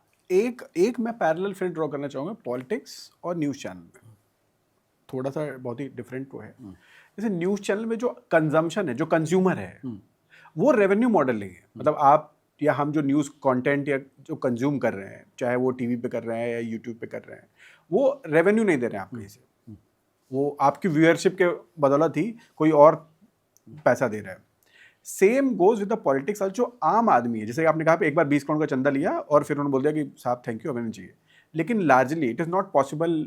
जैसा ऐसा नहीं कि अगर आज अरविंद केजरीवाल हार गए इलेक्शन या कोई भी पॉलिटिकल पार्टी चुनाव हार गई और बोल दे कि नहीं भाई साहब हमें तो सर्वाइवल के लिए 20 करोड़ रुपए चाहिए, 10 करोड़ रुपए चाहिए, तो पार्टी नहीं पैसा दे, मतलब बहुत मुश्किल है उसके लिए देना। जैसे यूएस वगैरह हम देखते हैं, जब एक कैंडिडेट आता है तो देन उसका एक पूरा फंडिंग का एक वो सिलसिला है, वो जाता है और कहीं ना कहीं उसका कैंडिडेचर भी इसी पे डिपेंड करता है कि यार कितना फंडिंग आप जुटा लेंगे।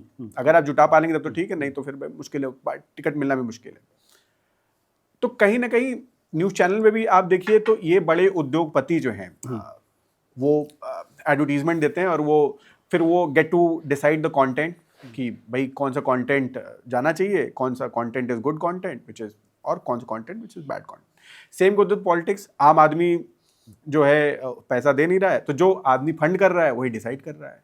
तो क्या ये दोनों पॉलिटिक्स, क्योंकि आपने दोनों करीब से देखा, तो क्या ये चैलेंज है दोनों के लिए? बिल्कुल भाई, जो आदमी विज्ञापन दे रहा है वो तो आपका कंटेंट डिक्टेट करेगा ही करेगा। तो कहीं और आज की तारीख में जो सबसे बड़ा रेवेन्यू जनरेट करने वाला जो वो है वो तो सरकार है। तो जब सरकार अगर आपको 40 करोड़ का विज्ञापन दे रही है तो फिर 40 करोड़ की कीमत तो वसूलेगी। वो तो अचानक तो ऐसा हुआ नहीं कि उसके मन में आपके लिए बड़ा प्रेम हो गया या आप उनके बड़े नौनिहाल हैं तो आपको देगा। वो तो इसलिए दे रहा है क्योंकि हम वो चलाए जो मैं चाहता हूं। तो जब आप सरकार से 40 करोड़ का विज्ञापन लेंगे या 2 करोड़ का भी विज्ञापन लेंगे तो उसके हिसाब से चलना पड़ेगा आपको। ये पॉलिटिक्स में भी है कि जो आदमी आपको चुनाव लड़वा रहा है, जो आपके चुनाव का खर्चा दे रहा है, फिर आपके जीतने के बाद उसकी वसूली करेगा और वो 2 करोड़ रुपए अगर देगा तो 200 करोड़ रुपए आपसे वसूलेगा और आपको देना पड़ेगा। ये जो दिक्कत है ना, इसका कोई समाधान कम से कम मुझे तो दिखाई नहीं पड़ता अभी तक। क्योंकि एक ही समाधान हो सकता है, सारे टीवी चैनल एक साथ बैठें और वो कहें कि हमें सरकार का पैसा नहीं चाहिए। ये जिस दिन तय या एक टीवी, जैसे डिजिटल में भी पहले कंटेंट आप फ्री पढ़ सकते थे, अब क्या है सबने पेवॉल लगा दी कि आपको पढ़ना है। It has come from the west, वही है, हम लोग तो हमेशा फॉलो ही करते हैं। वो भी बोलते हैं कि भाई अब जो है आप पैसा दीजिए, या 2-3 खबरें पढ़ के बोलते हैं भाई पैसा दीजिए तो पढ़िए। सिमिलरली न्यूज़ चैनल को भी अगर कि भाई ठीक है, मतलब ये इस्लामाबाद पे कब्जा करने वाली खबरें हम आपको नहीं दिखाएंगे, लेकिन यू हैव टू अल्टीमेटली पे इट, क्योंकि आप कहीं ना कहीं एक यूजीसी चैनल या नेटफ्लिक्स या जिसपे भाई अगर नेटफ्लिक्स मॉडल चल रहा है, लोग पैसा देने को तैयार हैं अच्छा कंटेंट देखने के लिए, एक बात तो तय ही हो गई। मतलब हम लोग बोलते थे कि यार फ्री में मिलेगा तभी पढ़ेंगे। या अखबार भी जब आता था तो हमारा, अभी भी बोलते हैं उसका न्यूज़ प्रिंट की कीमत जो है वो सिर्फ प्रिंट की ही कीमत जो है एक्चुअल कीमत से उसकी 2 गुना या 3 गुना है। तो नेटफ्लिक्स जैसे मॉडल जब आया तो उन्होंने दिखा दिया कि यार, या यूट्यूब प्रीमियम आया या सावन या इस टाइप के ऐप्स आए जहां आपको प्रीमियम कुछ पैसे देके गाना सुनना है। तो ये जो कंज्यूमर से पैसा लेने का टाइम स्पेशली कंटेंट वाले कर रहे हैं, तो क्या कभी न्यूज़ चैनलों को फॉलो कर पाएंगे? इसको इतनी हिम्मत है? नहीं, एक दिन के अंदर कर सकते हैं, सारे टीवी चैनल तय कर ले। भाई अभी मारामारी क्यों है? मारामारी इसलिए है क्योंकि आप के बीच में एका नहीं है। अगर सारे टीवी चैनल ये तय कर लें, एक कि हम सरकार से पैसे नहीं लेंगे, दूसरा हम सब्सक्रिप्शन मॉडल पे चलेंगे, हम डिस्ट्रीब्यूशन में पैसे नहीं खर्च करेंगे, सब एक साथ तय कर लें। आज की तारीख में टीवी चैनल्स को ब्लीड कर रहे हैं, इसलिए ब्लीड कर रहे हैं क्योंकि उनको 50 करोड़ रुपए, 60 करोड़ रुपए, 70 करोड़ रुपए डिस्ट्रीब्यूशन को देना होता है कि भाई हमारा चैनल दिखे। तो जो कंज्यूमर कंज्यूम कर रहा है वो कंज्यूम करने का पैसा ही नहीं दे रहा, उसको सब चीजें फ्री में मिल रही। आप अगर देखिए जो टीवी चैनल्स, न्यूज चैनल्स हैं, कोई 50 पैसे मांग रहा है, कोई 2 रुपए मांग रहा है, कोई 3 रुपए मांग रहा है। आप 2 रुपए देके आप ये उम्मीद करते हैं कि वो टीवी चैनल आपको अच्छा कंटेंट दे, क्यों देगा भाई? आप सिनेमा देखने के लिए थिएटर में जाते हैं, 400 रुपए का टिकट खरीदते हैं, उसके बाद फिर आप वो क्या बोलते हैं उसको, जो पॉपकॉर्न खरीदते हैं, गाड़ी से जाते हैं, आप 2000 रुपए खर्च करते हैं 3 घंटे के लिए, करते कि नहीं करते? करेक्ट। लेकिन न्यूज के लिए आप 2 रुपए से ज्यादा नहीं देना चाहते। लेकिन अगर वही कंज्यूमर टीवी चैनल को महीने में 100 रुपए अगर देना तैयार कर लें, तो ये जो टीवी चैनल्स के अंदर जो गंद फैली हुई है ना, ये नहीं फैलेगी, मैं गारंटी के साथ। लेकिन एक हिपोक्रेसी भी दिखते हैं ना, हमें मतलब 2000 रुपए हम एंटरटेनमेंट के लिए खर्चा करने को तैयार हैं वो, लेकिन वहां से हमें कोई मॉरल लेसन्स नहीं लेना है। दूसरा जो है, एक जहां पे आप 1 या 2 रुपए दे रहे हैं नाम मात्र के, उससे ज्यादा तो बिजली का बिल उस कंटेंट को कंज्यूम करने में आ जाएगा, लेकिन वहां से आपको ईमानदारी, मौलिकता, सबकी उम्मीद है। देखिए, हम लोग बहुत ही हिपोक्रिटिकल सोसाइटी है, हम लोग वाकई में बहुत, आपको फ्री फंड में किसी को ज्ञान देना तो नैतिकता की बड़ी बड़ी बातें करेंगे। मैं तो आप जो दिल्ली के अंदर जो बड़ी बड़ी सोसाइटीज है ना, वहां 200 रुपए बढ़ाने की अगर बात होती है तो लोग उसके लिए तैयार नहीं होते। सिक्योरिटी फर्स्ट क्लास चाहिए, सारी सुविधाएं चाहिए, लेकिन 200 रुपए नहीं देंगे वो। उसके लिए पता चला उस RWA को अपना माथा फोड़ना पड़ेगा, रोज रियाना पड़ेगा, तब जाके मिलता। तो मैंने कहा कि जिस दिन आप एक चैनल आपको पसंद है, 2 चैनल पसंद है, आप ये तय कर लो कि हम इस चैनल को 50 रुपए देंगे। जब आप उसको 50 रुपए दोगे देखने के लिए, तब आप उस चैनल की जवाबदेही तय कर सकते हो। जब आप फ्री में वो चैनल देख रहे हो तो आप कोई जवाबदेही उसकी तय नहीं कर, फिर तो वो वही दिखाएगा जहां से उसको पैसा मिलेगा। सरकार से पैसे मिलेंगे तो सरकार की बात वो करेगा, सरकार का भोंपू बनेगा वो, फिर वो हिंदू मुसलमान की बात करेगा, फिर वो बाकी चीजें करेगा उसी तरीके से। तो 2 चीजें एक साथ हो सकती। एक, सारे टीवी चैनल्स अगर एक साथ बैठ के तय कर लें कि हमें सरकार का पैसा नहीं चाहिए, हमें सरकार का रेवेन्यू नहीं चाहिए, हमें उनका विज्ञापन नहीं चाहिए, और हम सब लोग मिलके अब सब्सक्रिप्शन के मॉडल पे जाएंगे, हम उसी को अपना टीवी चैनल दिखाएंगे जो देखेगा, जो पैसे देने के लिए तैयार होगा। अखबार तो आपको फ्री में नहीं मिलता है। हाँ। अखबार के लिए आप देते हैं ना, महीने में 100-150 रुपए कुछ तो देते हैं ना आप। इसीलिए अगर आप देखिए कि आज भी अखबारों के अंदर एक सैनिटी है, आज भी आप अखबारों के एडिटोरियल लाइन से आप 19-20 हो सकते हैं, कुछ चीजें आप, लेकिन अच्छा लेख पढ़ने को आज भी आपको मिलता है। कुछ अखबारों को छोड़ दिए जो गलीच है, मतलब जिनका तो धंधा ही है उगाही का धंधा, उसकी बात छोड़ दीजिए, लेकिन आज भी दिल्ली के 5 बड़े अखबार जो हैं, अगर आप उनकी चर्चा करेंगे तो वो अच्छा जर्नलिज्म कर रहे हैं, दबाव में कर रहे हैं, लेकिन अच्छा जर्नलिज्म कर रहे हैं। वो सरकार का गाना उस तरीके से नहीं गा रहे जैसे कि टीवी चैनल्स गा रहे हैं। वहां पे इस्लामाबाद पे कब्जा नहीं हो रहा है, तो वहां भी फिल्ट्रेशन भी है। हाँ, मतलब आप तो लिखेंगे तो 100 रुपए direct- देते हैं ना, तो उस 100 रुपए से उनका धंधा चलता है, हालांकि वो भी रेवेन्यू के लिए गवर्नमेंट पे डिपेंडेंट है। तो जिस दिन कंज्यूमर पैसे देने लगेगा, हमारे यहाँ दिक्कत क्या है कि हमारे कंज्यूमर को हर चीज मुफ्त में चाहिए, बिजली मुफ्त में चाहिए, पानी मुफ्त में चाहिए, और उसको जो है वो अपने बच्चे का एडमिशन भी मुफ्त में चाहिए, उसको मेट्रो में यात्रा भी मुफ्त में, सब कुछ मुफ्त में चाहिए। उसकी कोई जवाबदेही नहीं, उसकी कोई अकाउंटेबिलिटी नहीं। तो जब आप हर चीज मुफ्त में चाहेंगे तो फिर आपको वही मिलेगा जो आपको जो मिल रहा है, उससे बेहतर तो नहीं मिल सकता ना। एक हिंदू मुस्लिम की आपने बात की, तो काफ़ी सोसाइटी में अब देखिए काफ़ी मतलब कंटेंट भी उस हिसाब से लाइक कमेंट सब्सक्राइब आ रहे हैं, अगर एक पर्टिकुलर कम्युनिटी के अगेंस्ट है। न्यूज़ चैनल भी उसको कहीं ना कहीं से फ्लेयर कर रहे हैं, और पॉलिटिकल इकोसिस्टम में एकदम मतलब वो मतलब एकदम एक क्लियर कट डिवाइड है। मतलब there is no if and but, there is no blurred lines और ग्रे लाइंस, एकदम क्लियर है। लेकिन जब हम अभी सिनेमा की बात करें, सिनेमा में ऐसा क्यों नहीं हो पा रहा है? सिनेमा में हम सारे स्टार्स को सेम जनता है जो टीवी देख रही है, जो पॉलिटिक्स में भी वोट दे रही है, लेकिन जैसे वो सिनेमा हॉल में घुसती है, ये डिवाइड वहां पे जो अचानक से गायब हो जाता है, वहां पे हम तैयार हैं, हमारे 3 खान। हालांकि सिनेमा में भी अब वो कोशिश की जा रही है, लेकिन हो नहीं पाया। फिल्में बनाने की कोशिश की जा रही है, ये कॉन्ट्रास्ट कैसे आ गया? मुसलमानों को डिवाइड करे। देखिए, वो डिवाइड इसलिए है क्योंकि जो हिंदू मुसलमान करना चाहते हैं, दरअसल उनको अपने क्राफ्ट पे पकड़ नहीं है। जो फिल्म मेकिंग है, जो क्रिएटिव आर्ट है, वो तो उसका एक क्राफ्ट है। आपको उस क्राफ्ट की अगर पकड़ नहीं है तो फिर आप अच्छी उस तरीके और वैसी फिल्में नहीं बना पाएंगे। जैसे अगर आप कभी आपने मेल गिब्सन की वो फिल्म देखी, द पैशन, देखी आपने? नहीं। क्रिश्चियनिटी पे, वो क्रिश्चियन, वो जीसस क्राइस्ट के जब उनको वो सजाए होता है ना क्रूसीफाई करने का, वहां से लेके क्रूसीफाइड तक के समय का पूरा देखा, उसका क्राफ्ट आप देखिए। हालांकि बहुत ही कंट्रोवर्शियल फिल्म है। या जैसे संजय लीला भंसाली की फिल्म देखिए, उसमें क्राफ्ट है। तो मेरा मानना यह कि दक्षिण पंथ की सबसे बड़ी कमजोरी यह है कि दक्षिण पंथ के अंदर वो मेरिट नहीं है, वो उस लेवल का टैलेंट नहीं है, इसलिए उनके यहाँ से कोई बड़ा फिल्म एक्टर भी नहीं निकला है जो ग्लोबली रिकॉग्नाइज्ड हो। नेशनल लेवल पे तो दो चार निकल जाते हैं जो ग्लोबली रिकॉग्नाइज्ड, जिनकी पूरी दुनिया में साख हो। कोई इतना बड़ा डायरेक्टर नहीं निकला जिसकी दुनिया में साख हो। और तो और छोड़िए, इतिहास बदलने की बात करते हैं, एक इतिहासकार दक्षिण पंथ से नहीं निकला है जो हिंदुस्तान में जिसकी अंतर्राष्ट्रीय साख हो। क्यों? ये क्रेडिबिलिटी तो हमारी मतलब हर तरफ, मतलब मेरे ख्याल से इसलिए क्योंकि ना देखिए, एक क्रिकेट को छोड़ दिया जाए अगर, हाँ, तो क्योंकि ये मूवमेंट जो है ना, ये मूवमेंट सेरिब्रल मूवमेंट नहीं है, ये इमोशनल मूवमेंट है। आपकी कुछ स्थूल अवधारणाएं हैं एक समाज विशेष के बारे में, और उसके आधार पे आप लोगों के मन में नफरत फैलाना चाहते हो। तो ये कोई बहुत मेरिट का सवाल है, टैलेंट का सवाल नहीं, तो बहुत बिलो मीडियोक्रिटी का सवाल। एक मेरा और सवाल है, जैसे with the rise of social media, specially digital media, जहाँ ओपिनियटेड है और सब कुछ है, and there were parties across the world, specially the right wing, which capitalise on it.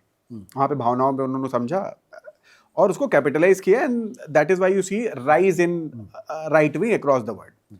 इस रेस में सोशलिज्म और एक मार्क्सवाद या ये कम्युनिज्म हारता हुआ दिख रहा है, या कैसे चेंज हुआ ये कहाँ दिख रहे हैं? नहीं, हमारे ख्याल से देखिए, एक चीज हमें समझना पड़ेगा कि जो एक हर विचार का एक युग होता है, मार्क्सवाद वामपंथ का युग निकल गया, खत्म, अब वो निकल गया। तो 1848 में मार्क्सवाद का वो कम्युनिस्ट मैनिफेस्टो आया था जो कार्ल मार्क्स ने लिखा था। 1848 से लेके 1990 तक 145 साल आपने दुनिया को बदल दिया।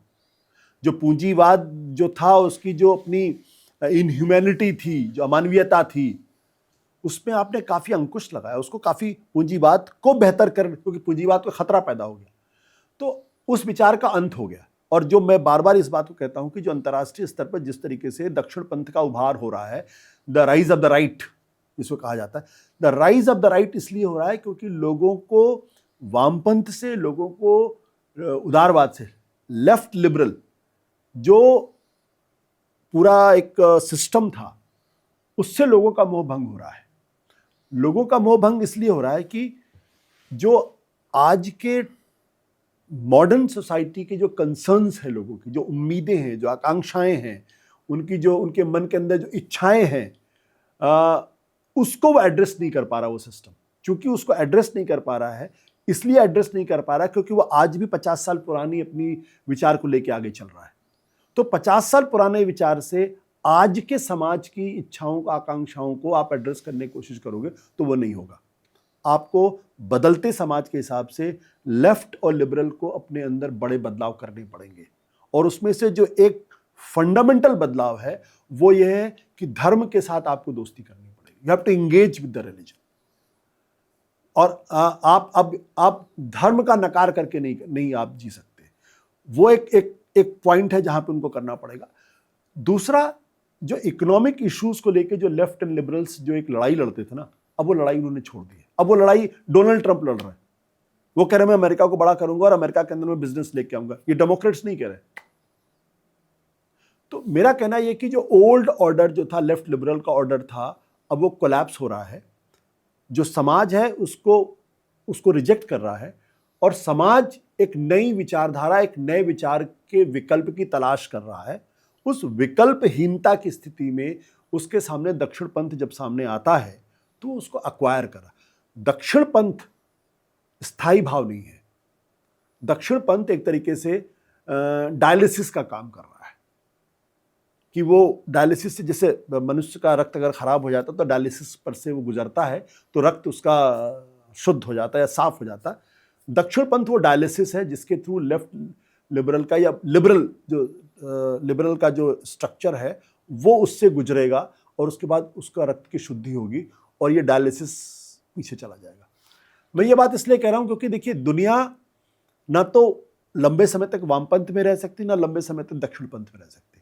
दुनिया तो मध्य मार्ग में चलती, जो बुद्ध का रास्ता था। अभी कहाँ पे जो ये आप डायलिसिस का पार्ट बता रहे हैं, जिसमें राइट विंग जो है वो एक सिस्टम को क्लीन कर रहा है, तो इन अ वे यू एक्सेप्ट कि राइट विंग जो कर रहा है अभी अक्रॉस द वर्ल्ड, वो बाय डिफॉल्ट है। मतलब बाय डिफॉल्ट मैंने जो हो रहा है, उपमा आपके सामने रखी है। मतलब ये नहीं कि राइट विंग ने कोई बड़ी योजनाबद्ध तरीके से भारत के समाज के रक्त को साफ करने का काम, मैंने तो कर रहा है, ऐसा मानेंगे अब? नहीं, मैं ये कह रहा हूं कि उससे गुजर के जब उस फेज से गुजर जाएंगे। हाँ, क्योंकि ये जो एक काम कर रहा है कि आज की तारीख में जो सबसे ज्यादा चर्निंग चल रही है वो लिबरल वर्ल्ड में चल रही है कि भाई ऐसा क्या है कि डेमोक्रेसी के माध्यम से अथॉरिटेरियनिज्म आ रहा, ऐसा क्या है कि अमेरिका जैसी इवॉल्व डेमोक्रेसी में डोनाल्ड ट्रंप जैसा आदमी प्रेसिडेंट बन जाता है, हमारे अंदर क्या गड़बड़ी है? जब ये चर्निंग किसी समाज के अंदर होती है तो वो समाज अपने अंदर से उसका एक समाधान खोजता है और फिर एक नई चीज निकल के सामने। एक थ्योरी है इस पे, मतलब जो किसी सज्जन ने शेयर करी, but it was more related to technology, specially rise of digital media. उसमें ये था कि एक तो पहले जो कंटेंट था, जो ऑफलाइन कंटेंट है, किताब वगैरह, उस पे एक इंटेलेक्चुअल लेफ्ट, लिबरल्स, लेफ्ट लोगों का कब्जा था, और वो जो इंटेलेक्चुअल जो पढ़ के आए, जो विचारधारा से जो एडिटर बने, जो सिनेमा आया, जो आया, मतलब उस विचारधारा से इन्फ्लुएंस आया टेक। जब अच्छा वही लोग, और जो पॉलिटिकल रैलीज भी थी उसमें वो भी ऑफलाइन थी, मतलब आप एक नेता भाषण देने गया, वहाँ पे जो जनता आई हुई है वो भी अक्सर जो है भर भर के जो भी लाई जाती थी, वो अमूमन समाज का निचला तबका होता था, जिसकी बात, जिसको ज़रूरत थी गवर्नमेंट रिसोर्सेज की, आरक्षण की, योजनाओं की, वो तबका आता था। तो उसी कॉन्स्टिट्यूंसी को पॉलिटिक्स एड्रेस करती थी। इंटेलेक्चुअल्स की एक अपनी कॉन्स्टिट्यूंसी थी। जब इंटरनेट 2.0 आया, इंटरनेट 2.0 से मेरा मतलब है कि जहाँ पे कोई भी व्यक्ति अपना कमेंट छोड़ सके, अपने विचार लिख सके, तो जो ऑफिस में बैठे लोग भी थे, जिनकी समस्याएं कोई, क्योंकि उनके पास समस्याएं नहीं थी, अपना रोटी कपड़ा मकान कमा रहे थे और भाई अपना घर बच्चों को पढ़ा रहे थे, उनको गवर्नमेंट स्कीम्स की उतनी ज़रूरत नहीं थी, उनको ज़्यादातर विचारधारा और जहाँ पे उनकी बात सुनी जाए कोई, तो उन्होंने उस पर सोशल मीडिया पे, ट्विटर पे, कमेंट्स में, न्यूज़पेपर के कमेंट्स में, ऑफिस में बैठ के अपना लिखना शुरू किया। जिस पॉलिटिकल पार्टीज राष्ट्रीय, क्योंकि राइट उस टाइम में राइट विंग अपना मतलब मजबूत कदम जमाने की कोशिश कर रहा था, एंड आप देखेंगे तो BJP was the first to launch IT cell, and which was very prominent and successful, and which also led to rise of the party. तो उन्होंने उसको कैपिटलाइज किया, they used all the resources to map की भाई क्या sentiments, उस sentiments को across the world जो है कैपिटलाइज किया राइट विंग ने, और वो आज यहाँ पे। तो इस विचार, ऐसा लगता है कि ये डिजिटल मीडिया इतना कर सकता है, मतलब इतना पावरफुल है आज के टाइम पे? देखिए ये प्लेटफॉर्म्स हैं, ये सारी ये अलग अलग युग में अलग अलग प्लेटफॉर्म्स होते हैं। गांधी जी अपनी बातों को कैसे लोगों तक पहुंचाने की कोशिश करते, चिट्ठियां खूब लिखते थे, अखबार के माध्यम से। ये प्लेटफॉर्म्स हैं, प्लेटफॉर्म्स की अपनी एक सीमा होती। असल मुद्दा क्या है? असल मुद्दा यह है कि जनता के जो कंसर्न्स हैं उनको आप एड्रेस कर पा रहे या नहीं एड्रेस कर पा रहे। बेसिक सवाल सिर्फ इतना सा है। अगर बीजेपी उनके कंसर्न्स को एड्रेस करेगी तो लोग बीजेपी के साथ खड़े होंगे, अगर कांग्रेस उनके कंसर्न्स को एड्रेस करेगी तो कांग्रेस उनके साथ खड़े। आप देखिए 2004 में क्या हुआ भाई, ऐसा लगा जैसे फील गुड फैक्टर आ गया पूरे देश के अंदर, shining India campaign, shining India feel good factor. लोगों को लगा ये बेवकूफ बनाया जा रहा, हमारे कंसर्न्स को एड्रेस नहीं कर रही पार्टी, उन्होंने हरा दिया अटल बिहारी वाजपेयी को। 2009 में आइए आप, उसके पहले तो 26/11 जैसा हुआ था, हर मोहल्ले में, हर शहर में ब्लास्ट हो रहे थे, लेकिन लोगों ने कांग्रेस पार्टी की जो सीटों को 60 सीटें, 200 से ज्यादा सीटें दी थी। 145 2004 में था और 2009 में आके 203 या 204 सीटें हो गई थी। आप सोचिए क्यों दिया? क्योंकि लोगों को लगा कि जो मौजूदा विकल्प है उनमें कांग्रेस ही वो पार्टी है जो उनके कंसर्न्स को एड्रेस कर रही है इर्रेस्पेक्टिव ऑफ द ब्लास्ट। 2014 में लगा कि नहीं, उनके कंसर्न्स को एड्रेस नहीं कर रही है, तो सोशल मीडिया और नो सोशल मीडिया, इंटरनेट और नो इंटरनेट, चिट्ठी पत्री या नो चिट्ठी पत्री, अखबार और नो अखबार, इससे कोई फर्क नहीं पड़ता। फर्क इससे पड़ता है कि मैं आपके पास आऊंगा और आप मेरी चिंताओं का समाधान कर पाते हैं नहीं कर पाते। तो देखिए, मैसेज तभी पावरफुल होता है जब वो मैसेज जेन्युइन होता है। आप झूठा संदेश देके लंबे समय तक लोगों को बेवकूफ नहीं बना सकते। क्या आप बार बार कहें कि जी हिंदुस्तान तो दुनिया की फास्टेस्ट ग्रोइंग इकोनॉमी हो गई, 5वीं सबसे बड़ी अर्थव्यवस्था हो गई, लेकिन अगर लोगों के पेट में दाना नहीं है या लोगों के जो बच्चे हैं उनको नौकरी नहीं मिल पा रही है, तो क्या होगा फिर? तो एक बार आपको इग्नोर कर देंगे, दूसरी बार इग्नोर, अगली बार नहीं इग्नोर करेंगे ना। तो प्लेटफॉर्म कोई भी हो, चाहे ट्विटर हो चाहे कुछ भी, उससे मुझे लगता है इससे कोई फर्क नहीं पड़ता। असली चीज ये है कि लोगों के कंसर्न्स एड्रेस हो रहे हैं या नहीं हो रहे हैं। और आज की तारीख में 2014 के बाद से लोगों को लगा कि नरेंद्र मोदी के अंदर वो क्षमता है कि वो लोगों के कंसर्न्स को एड्रेस कर सकती है और भारत को एक नया मुकाम दिला सकती है। इसलिए लोगों ने नरेंद्र मोदी को प्रधानमंत्री के तौर पर चुना। जिस दिन वो भ्रम टूट जाएगा, जिस दिन उनके कंसर्न्स को एड्रेस करने में असफल होंगे, उस दिन वो सत्ता से बाहर हो जाएंगे। ये सिंपल सा सिद्धांत है। आईटी सेल हो या ना हो, आप तो 400 सीट के बारे में बात कर रहे थे, जो मैंने अपनी किताब में जिक्र किया कि 400 सीट के बारे में बातचीत कर रहे थे, और आप 240 पे क्यों आ गए? आपके पास सारे रिसोर्सेज थे, इतना पैसा तो आज तक किसी पार्टी के पास नहीं है, सारी टेक्नोलॉजी आपके पास थी, सारा न्यूज चैनल, टीवी चैनल आपके पास था, लेकिन आप 240 पे अटक गए ना। क्यों? क्योंकि लोगों को लगा कि उनके कंसर्न्स एड्रेस नहीं है। बुनियादी सवाल ये है। हम बार बार सोशल मीडिया को दोष दें, फेसबुक को दोष दें, ट्विटर को दोष दें, इससे कोई फर्क नहीं पड़ता। ये बहुत अस्थायी चीजें हैं। बात करते हैं, जब 2014 के इलेक्शन की बात करें तो लेटेस्ट है 2024 का चुनाव, जिस पर आपकी किताब भी आ चुकी है, रिक्लेमिंग भारत। तो आपने ऐसा क्या रहा इस इलेक्शन में जिसको जो आपको इतना इम्पैक्ट किया कि आपको लगा कि यार इस पे किताब लिखनी चाहिए? नहीं, मैंने देखिए, ये लोगों को लगता है कि शायद मैंने पहली बार किसी इलेक्शन में चुनाव लगा।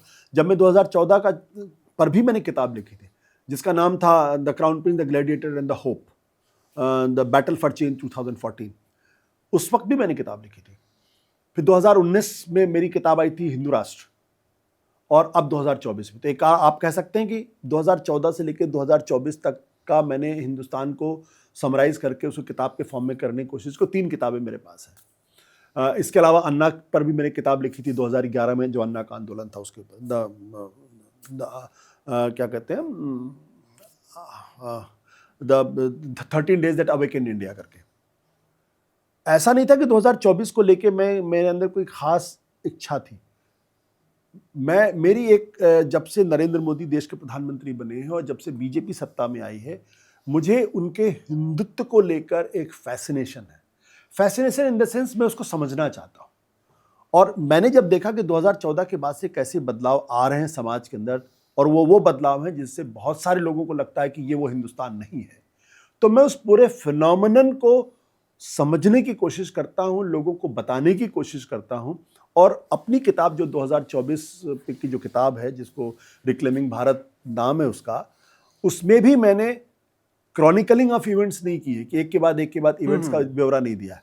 मैंने गहराई में जाके लोगों को बताने की कोशिश की और खुद भी समझने की कोशिश की है कि क्यों भारतीय जनता पार्टी तमाम बड़े बड़े दावों के बावजूद भी, तमाम ओपिनियन पोल्स के प्रेडिक्शन के बावजूद भी 240 पर आकर क्यों सिमट गई। वो जो फिनोमिनन था जिसके बारे में लोग कहते थे कोई इनविंसिबल है, नरेंद्र मोदी इनविंसिबल है, कोई नहीं हरा सकता इनको, भारतीय जनता पार्टी इनविंसिबल थी। और वाकई में इतना बड़ा संगठन, इतने बड़े कार्यकर्ताओं का हजूम, इतनी जबरदस्त पूंजी उनके पास, जबरदस्त प्रोपेगेंडा, नरेंद्र मोदी जैसा नेता, और उसके बावजूद आप 240 में सिमट जाते हैं। और वो भी थैंकफुली, अगर उड़ीसा के अंदर अप्रत्याशित जीत आपको नहीं मिली होती तो ये 240 और कम भी जा सकती थी, ये सरकार भी शायद ना बनती। क्यों? मेरी पूरी कोशिश उसको समझने की, और ये कोशिश 2024 से नहीं है, ये मेरी कोशिश 2014 के पहले से है। एक जो बात कर रहे हैं आप नरेंद्र मोदी जी की और 2024 के इलेक्शन की, बीजेपी मशीनरी की, और आपने एक चैप्टर डेडिकेट किया है वाराणसी सीट के ऊपर, जहां से प्रधानमंत्री जी खुद भी कैंडिडेट रहे और जीत का मार्जिन काफी कम हुआ। और उस चैप्टर की शुरुआत में ही आपने राहुल गांधी का कोट किया है कि अगर प्रियंका यहां से लड़ती तो नतीजे डिफरेंट होते। तो आपको लगता है कि प्रियंका लड़ती तो जीतती, नंबर 1, और इसी का दूसरा सवाल है, अगर नरेंद्र मोदी जी हार जाते तब? मैं इसको दूसरे तरीके से मैं सवाल को देखता हूं। अजय राय तो कोई बहुत प्रोमिनेंट कैंडिडेट नहीं थे ना। करेक्ट। बहुत ही Priyanka Gandhi as a candidate के तौर पर भी तो कम से कम अजय राय से बहुत बेहतर कैंडिडेट है। जब अजय राय की उपस्थिति के बावजूद भारतीय नरेंद्र मोदी की जीत का फासला इतना कम हो जाता है, और उस जीत के लिए भी अमित शाह को आखिरी 2 दिन वहां बैठना पड़ता है, ये मत भूलिए। हम लोग भूल जाते हैं। अगर अपनी जीत को लेकर इतने ही आश्वस्त थे, जबकि 10 लाख की जीत हो रही है, तो अंतिम 2 दिन पे वहां अमित शाह को बैठने की जरूरत क्यों थी? वहां मैनेजमेंट करने की जरूरत क्या थी? इसका मतलब यह था कि उनके पास जो रिपोर्ट्स थी और भारत सरकार के पास वो तमाम रिपोर्ट होती जो हमारे पास हमारे एक्सेस नहीं होती। Accessible नहीं। तो उनको कहीं ना कहीं ये डर हो गया था कि हम चुनाव हार भी सकते हैं, तभी तो अमित शाह को वहां भेजा गया। अगर प्रियंका गांधी होती, अब तो हाइपोथेटिकल क्वेश्चन हो गया, लेकिन मैं ये जरूर मान सकता हूं कि तब शायद जीत हार का फैसला बहुत अलग होता। अगर नरेंद्र मोदी चुनाव हार जाते तो, मतलब ये एक ऐसा, अगर ये भी बहुत हाइपोथेटिकल है। एक ऐसा सवाल है, तो फिर हमारे ख्याल से भारत की राजनीति में बहुत बुनियादी बदलाव आते, क्योंकि नरेंद्र मोदी के हारने का प्रश्न ये था कि लोगों ने हिंदुत्व को रिजेक्ट कर दिया है। आज हम ये गारंटी के साथ नहीं कह सकते कि लोगों ने हिंदुत्व को रिजेक्ट किया है। आज भी भारतीय जनता पार्टी हिंदुस्तान के अंदर सबसे बड़ी पार्टी है, 240 सीटें हैं। जो दूसरी सबसे बड़ी पार्टी है उसके पास 99 सीटें हैं। तो जो लोग ये कहते हैं कि जनता ने हिंदुत्व को नकार दिया है, दरअसल ऐसा नहीं है। जनता ने किसी को क्लियर विनर नहीं बताया। जनता ने, अगर भारतीय जनता पार्टी, एक अपॉर्चुनिटी हिंदुत्व को और दी है अभी, आप कह सकते हैं, बिल्कुल कह सकते हैं कि हिंदुत्व जो बिल्कुल अबाध गति से दौड़ रहा था, जिसके ऊपर कोई अंकुश नहीं था, अब लोगों ने कहा कि नहीं, अब आपको अंकुश थोड़ा सा एक बार और देख लो, नहीं तो फिर करना पड़ेगा। तो वो है।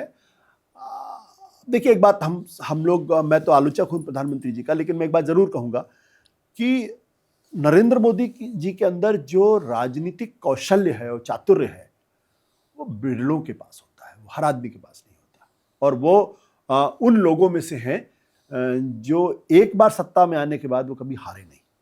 मुख्यमंत्री के तौर पर 3 बार चुनाव जीते, प्रधानमंत्री के तौर पर तीसरी बार उनको झटका लगा, लेकिन फिर भी वो प्रधानमंत्री बने रहे। तो ऐसा नहीं है कि उनके पास कुछ भी कोई गुण नहीं है। हिस्ट्री कैसे दिखेगी इनको? हिस्ट्री हमारे ख्याल से जो मनमोहन सिंह ने कहा था ना, the history will be more kind to me, मुझे लगता है कि history will be more kinder to Modi ji, और हिस्ट्री विल बी, इतिहास की कसौटी पे नरेंद्र मोदी जी को बहुत दिक्कत आने वाली है। History will not be kinder. I don't think history will be very kind to him. Why should I say the history will be unkind to him? But I think history will not be very kind to him. क्यों? अगर 2-3 points अगर बात करिए। देखिए, एक तो सबसे बड़ी बात ये कि हमारे समाज का जो पूरा ढांचा था वो पूरी तरीके से ताना बाना बिखर गया है। अब हम हिंदू मुसलमान के नज़र से देखने लगे हैं। समाज के अंदर इतना ज़्यादा जहर फैल गया है। हमारे अपने दोस्तों, हमारे अपने घरों के अंदर जो है वो बदमजगी फैल गई है। हम कैसे किसी दूसरे धर्म के लोगों के साथ नफरत? एक घर की जब बात करें तो हम लोग शुरू में बात की थी कि अब जब सोशल मीडिया और डिजिटल के इतना फेक न्यूज़ वर्सेस न्यूज़ की बातें चल रही है, तो आपके घर वाले, मतलब ओपिनियन, मतलब स्पेशली आपके पिताजी, मतलब जो who is first generation person who is consuming content on mobile, social media, अचानक से सब कुछ आ गया, तो उनको लगता है कि आप जो बता रहे हैं सही है, कि जो यूट्यूब पे आ गया वही सही है? देखिए, मैं अक्सर अपने पिताजी से डांट खाता रहता हूँ, अभी भी। उनको लगता है कि जो मेरी विचारधारा है उससे वो सहमत नहीं है, और उनके सोचने का नज़रिया बिल्कुल अलग है। वो एक जैसे एक आम भारतीय आज सोच रहा है, वो उसी तरीके से सोचते हैं। और मैं उनको कई बार समझाने की कोशिश करता हूं, तो हर बार वो मुझे स्नप कर देते हैं। नहीं, ये तो विचारधारा की बात नहीं कर रहा, मतलब एक जैसे होता है कभी कभी फेक न्यूज या जो आती है, तो उस पे कभी कहते हैं नहीं पापा ये सही नहीं है, और ये आप ये न्यूज के पैरामीटर्स ये हैं, उस पे देखिए, तो एग्री करते हैं कि नहीं यही सही, क्योंकि ये वीडियो पे आ रहा है, एक अच्छा आदमी बता रहा है, तो ये सही होगा। आम आदमी को इतना फर्क नहीं होता कि कौन सा फेक न्यूज है, कौन सा फेक न्यूज नहीं है। ये आज के इकोसिस्टम की सबसे बड़ी प्रॉब्लम ये हो गई कि हर चीज को जस्टिफाई करने के लिए 10 लोग हैं। आप दुनिया का सबसे गलीज काम कर दें, सबसे घटिया काम कर दें, फिर भी 10 लोग आके उसको जस्टिफाई करते हैं।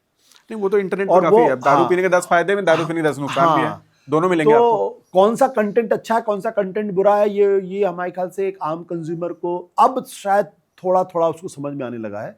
लेकिन इतना ज्यादा कंटेंट का बम्बार्डमेंट इतना ज्यादा है, इतना ज्यादा बम्बार्डमेंट इन्फॉर्मेशन, कि कौन सा कंटेंट सही है, कौन सा कंटेंट गलत है, किसी को नहीं पता चल रहा। और मैं तो कभी कभी गाड़ी में जाते हुए देखता हूं कि एक लड़का जो है वो बाइक चला रहा है और ऐसे यूं देखता हुआ जाता है। कभी कभी कार चलाता रहता है तो वहां भी उसका कंटेंट चलता रहता है, और मुझे बड़ी हैरानी होती है, यार ये भिड़ जाएगा। तो इस तरीके का जो बम्बार्डमेंट है ना, एक आम, हम पत्रकार हैं, आप पत्रकार हैं, तो आप उसको समझ लेते हैं या कौन सा सही है, कौन सा गलत है। हम जर्नलिज्म के पैरामीटर्स लगा देते हैं। आम आदमी को उतनी समझ नहीं है। आम आदमी को धीरे धीरे चीजें समझ में आएंगी, वक्त लगेगा। एक किताब में आपने दूसरा जो कॉन्स्टिट्यूएंसी बड़ी इंपॉर्टेंट सेलेक्ट की है और which is also national point of discussion, Ayodhya. तो अयोध्या में बीजेपी का हारना कैसे देखते हैं आप? मतलब आपने चैप्टर एक्सप्लेन किया है, लेकिन फिर भी मुझे लगता है कि प्रधानमंत्री नरेंद्र मोदी के बनारस से ज्यादा इंपॉर्टेंट अयोध्या है। अयोध्या इसलिए क्योंकि अयोध्या सिंबलाइज करती भारतीय जनता पार्टी की पूरी विचारधारा को, उस विचारधारा के उत्कर्ष को, उस विचारधारा के वैभव को।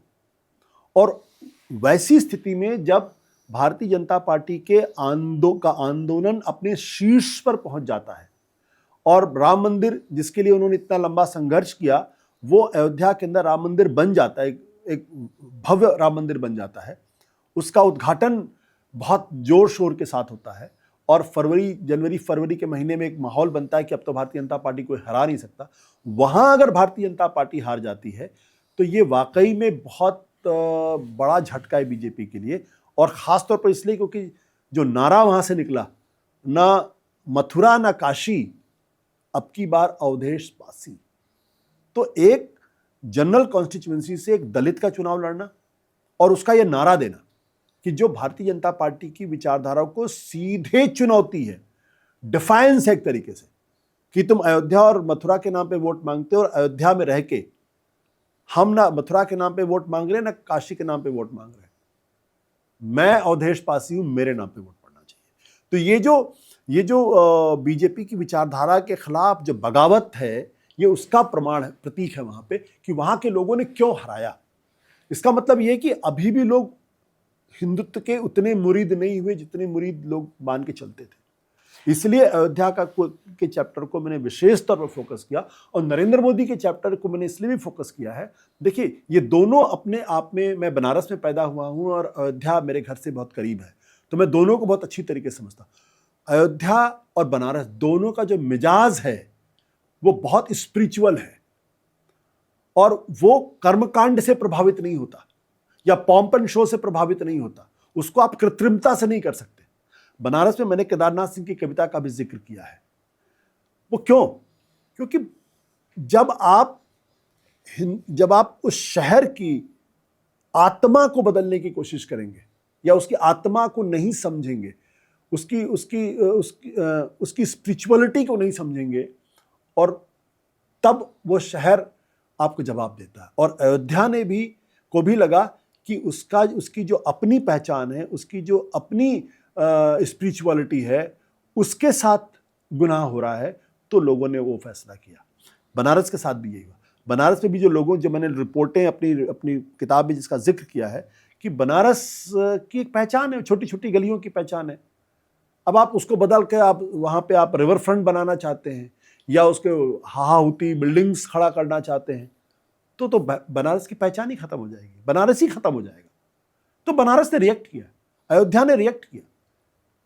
ये तो इसलिए मुझे लगता है कि हिंदुत्व को भी ये समझना पड़ेगा कि आप हिंदुस्तान की स्पिरिचुअलिटी से एक लंबे समय तक खिलवाड़ नहीं कर सकते। आपको उस स्पिरिचुअलिटी का जो फक्कड़पन है, जो फकीराना अंदाज है, उसको समझना पड़ेगा।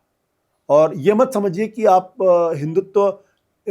लोग आपके हिंदुत्व को पसंद कर रहे हैं तो इसलिए पसंद कर रहे हैं क्योंकि बहुत ज़्यादा आपसे आकर्षित है। नहीं, ऐसा नहीं है, क्योंकि विकल्पहीनता है। और जिस दिन आपका हिंदुत्व उनकी स्पिरिचुअलिटी से आके टकराएगा या उसको एबडक्ट करता हुआ दिखाई पड़ेगा, उस दिन फिर वो आपके हिंदुत्व के लिए परेशानी पैदा करेगा। और 2024 का चुनाव इसका एक प्रमाण है। उसने एक वार्निंग सिग्नल दिया है, आप अपने को बदलो, अब इससे ज़्यादा मैं बर्दाश्त नहीं कर सकता। आपने किताब में मतलब जो इंट्रो है उसमें 2-3 इलेक्शन का जिक्र किया है, मतलब स्पेशली इलेक्शन का भी नहीं, एक 47 का ट्रांजिशन जो है, जहाँ पे हम ब्रिटिश या फॉरेन जो पावर्स थी उन्होंने इंडियन गवर्नमेंट को, इंडियन लोगों को पावर दे दिया। मेरे ख्याल से 71 का चुनाव मैंने ये कहा है कि जो 2014 के अंदर जो मनमोहन सिंह से मोदी के बीच में जो सत्ता का हस्तांतरण हुआ, ट्रांसफर ऑफ पावर हुआ, वो सामान्य ट्रांसफर ऑफ पावर नहीं था। मैं उसकी तुलना 15 अगस्त 1947 में जो ट्रांसफर ऑफ पावर हुआ था उससे करता हूं कि जैसे अंग्रेजों के हाथ से सत्ता जब भारतीयों के हाथ में आई, वो जो सत्ता का हस्तांतरण था वो बिल्कुल अलग था। उसकी तुलना हम ये इससे नहीं कर सकते कि 1977 में इंदिरा गांधी से सत्ता मोरारजी देसाई के पास चली गई। उसमें 19-20 का फर्क इन द सेंस, क्योंकि एक नॉर्मल कंसेंसस था, एक आम सहमति थी इस देश के अंदर। वो सहमति 2014 के चुनाव में टूटती है और इसीलिए 2014 के बाद से आपको एक झटका लगता है, आपको एक डिसरप्शन चारों तरफ दिखाई पड़ता है। वो समाज के हर तबके के अंदर, वो समाज में भी दिखाई पड़ता है, वो सरकार में भी दिखाई पड़ता है, वो तमाम इंस्टीट्यूशंस में दिखाई पड़ता है, वो लोगों के आचार व्यवहार में दिखाई पड़ता है, हमारे घर के अंदर दिखाई पड़ता है। वो जो डिसरप्शन है वो इसलिए है क्योंकि 2014 में जो मनमोहन सिंह से जो सत्ता का ट्रांसफर मोदी साहब को हुआ, उसमें कुछ बुनियादी बदलाव हुए। और मैं उन बुनियादी बदलाव के बारे में कहता हूं कि जो नेचर ऑफ स्टेट है वो पूरी तरीके से बदल गया। Nature of state in the sense कि जो सरकार का जो अपना डीएनए था उसमें बड़े पैमाने पर बदलाव आया है। और वो इसलिए आया है क्योंकि ये जो सरकार है, ये सरकार कहीं ना कहीं अपने मन में संविधान को नहीं मानती है। ये जो सरकार है वो इस संविधान को बदल के हिंदू राष्ट्र की स्थापना करना चाहती है। और चूंकि हिंदू राष्ट्र की स्थापना करने के लिए आपको बहुत बड़े पैमाने पर बदलाव करना पड़ेगा, इसलिए वो बदलाव हमको दिखाई पड़ता है। और इस बदलाव के पीछे एक बड़ा कारण ये भी है क्योंकि ये बदलाव तब तक संभव नहीं है जब तक लोगों की जो सामूहिक मानसिकता है, जो जिसे मैं कहता हूं कि द कलेक्टिव माइंड्स, जिसे कहते हैं the reconstruction of the collective mind, यानी सामूहिक मानस का पुनर्निर्माण, जब तक ये नहीं बदलेगा तब तक हिंदू राष्ट्र की स्थापना नहीं हो सकती। तो हिंदुओं को एक खास तरीके से सोचने के लिए अगर आप मना लेंगे तभी हिंदू राष्ट्र बन सकता है, अन्यथा हिंदू राष्ट्र नहीं बन सकता। तो ये जो सारी चीजें, जो बदलाव हम देख रहे हैं, ये उसी की दिशा में उठे हुए कदम दिखाई पड़ते हैं, जिसमें मीडिया स्वतंत्र नहीं रह सकता, जिसमें जुडिशरी स्वतंत्र नहीं हो सकती, जिसमें कोई संस्थान स्वतंत्र नहीं रह सकता, क्योंकि ये विचारधारा की मजबूरी है। जब वामपंथी विचारधारा में भी यही होता था और जो दूसरे राइट विंग विचारधारा उसमें भी यही होता था। जो मध्यम मार्गी हैं वहां पे ये मजबूरियां नहीं होती। लेकिन अगर आप वामपंथी हैं तो आप देख लीजिए सोवियत यूनियन में क्या हुआ, लाखों लोगों की जानें गई। माओ के चीन में क्या हुआ, लाखों लोगों की जानें गई। हमारे यहाँ आजकल एक शब्द बड़ा प्रचलित है, एनिमी ऑफ द स्टेट या इंटरनल एनिमीज। ये जो इंटरनल एनिमी 2014 के पहले ये भाषा क्यों नहीं थी, आज ये भाषा आ गई है, क्योंकि जो विचारधारा के साथ नहीं है वो दुश्मन है। तो ये सोच पैदा करने के लिए आपको भारत का जो सामूहिक मानस है उसका पुनर्निर्माण करना पड़ेगा, the reconstruction of the collective mind of Indian society. Hindutva विचारधारा की कितनी शेल्फ लाइफ हुई? जैसे आपने कहा ना कि मार्क्सवाद की भी एक शेल्फ लाइफ थी, तो आपको लगता है कि it will continue, it will rise from here और थोड़ा श्रिंक करेगा? They have to make fundamental changes. Hindutva को फंडामेंटल चेंजेस करने पड़ेंगे, तभी वो यहां से राइज करेगा, नहीं तो वो डिक्लाइन करेगा। और उन्होंने अपने अंदर बदलाव करने शुरू भी कर, जैसे ये कास्ट सेंसस पे के लिए तैयार होना, ये उनके अंदर बुनियादी बदलाव की शुरुआत है। जैसे रिक्लेमिंग भारत का जो टाइटल है, वो जो आपने 2 सीटों के खासकर जिक्र किया, तो ये जो रिक्लेम है, ये रिक्लेमिंग, ये और आगे इसकी टेरिटरी जाएगी कि ये लड़ाई चलती रहेगी? ये लड़ाई चलती रहेगी। देखिए, ये लड़ाई बहुत बुनियादी लड़ाई है। बुनियादी लड़ाई है, जैसा मैंने शुरू में कहा कि भारत जो एक ऐसा देश था जहां इक्वालिटी नहीं थी, समानता नहीं थी।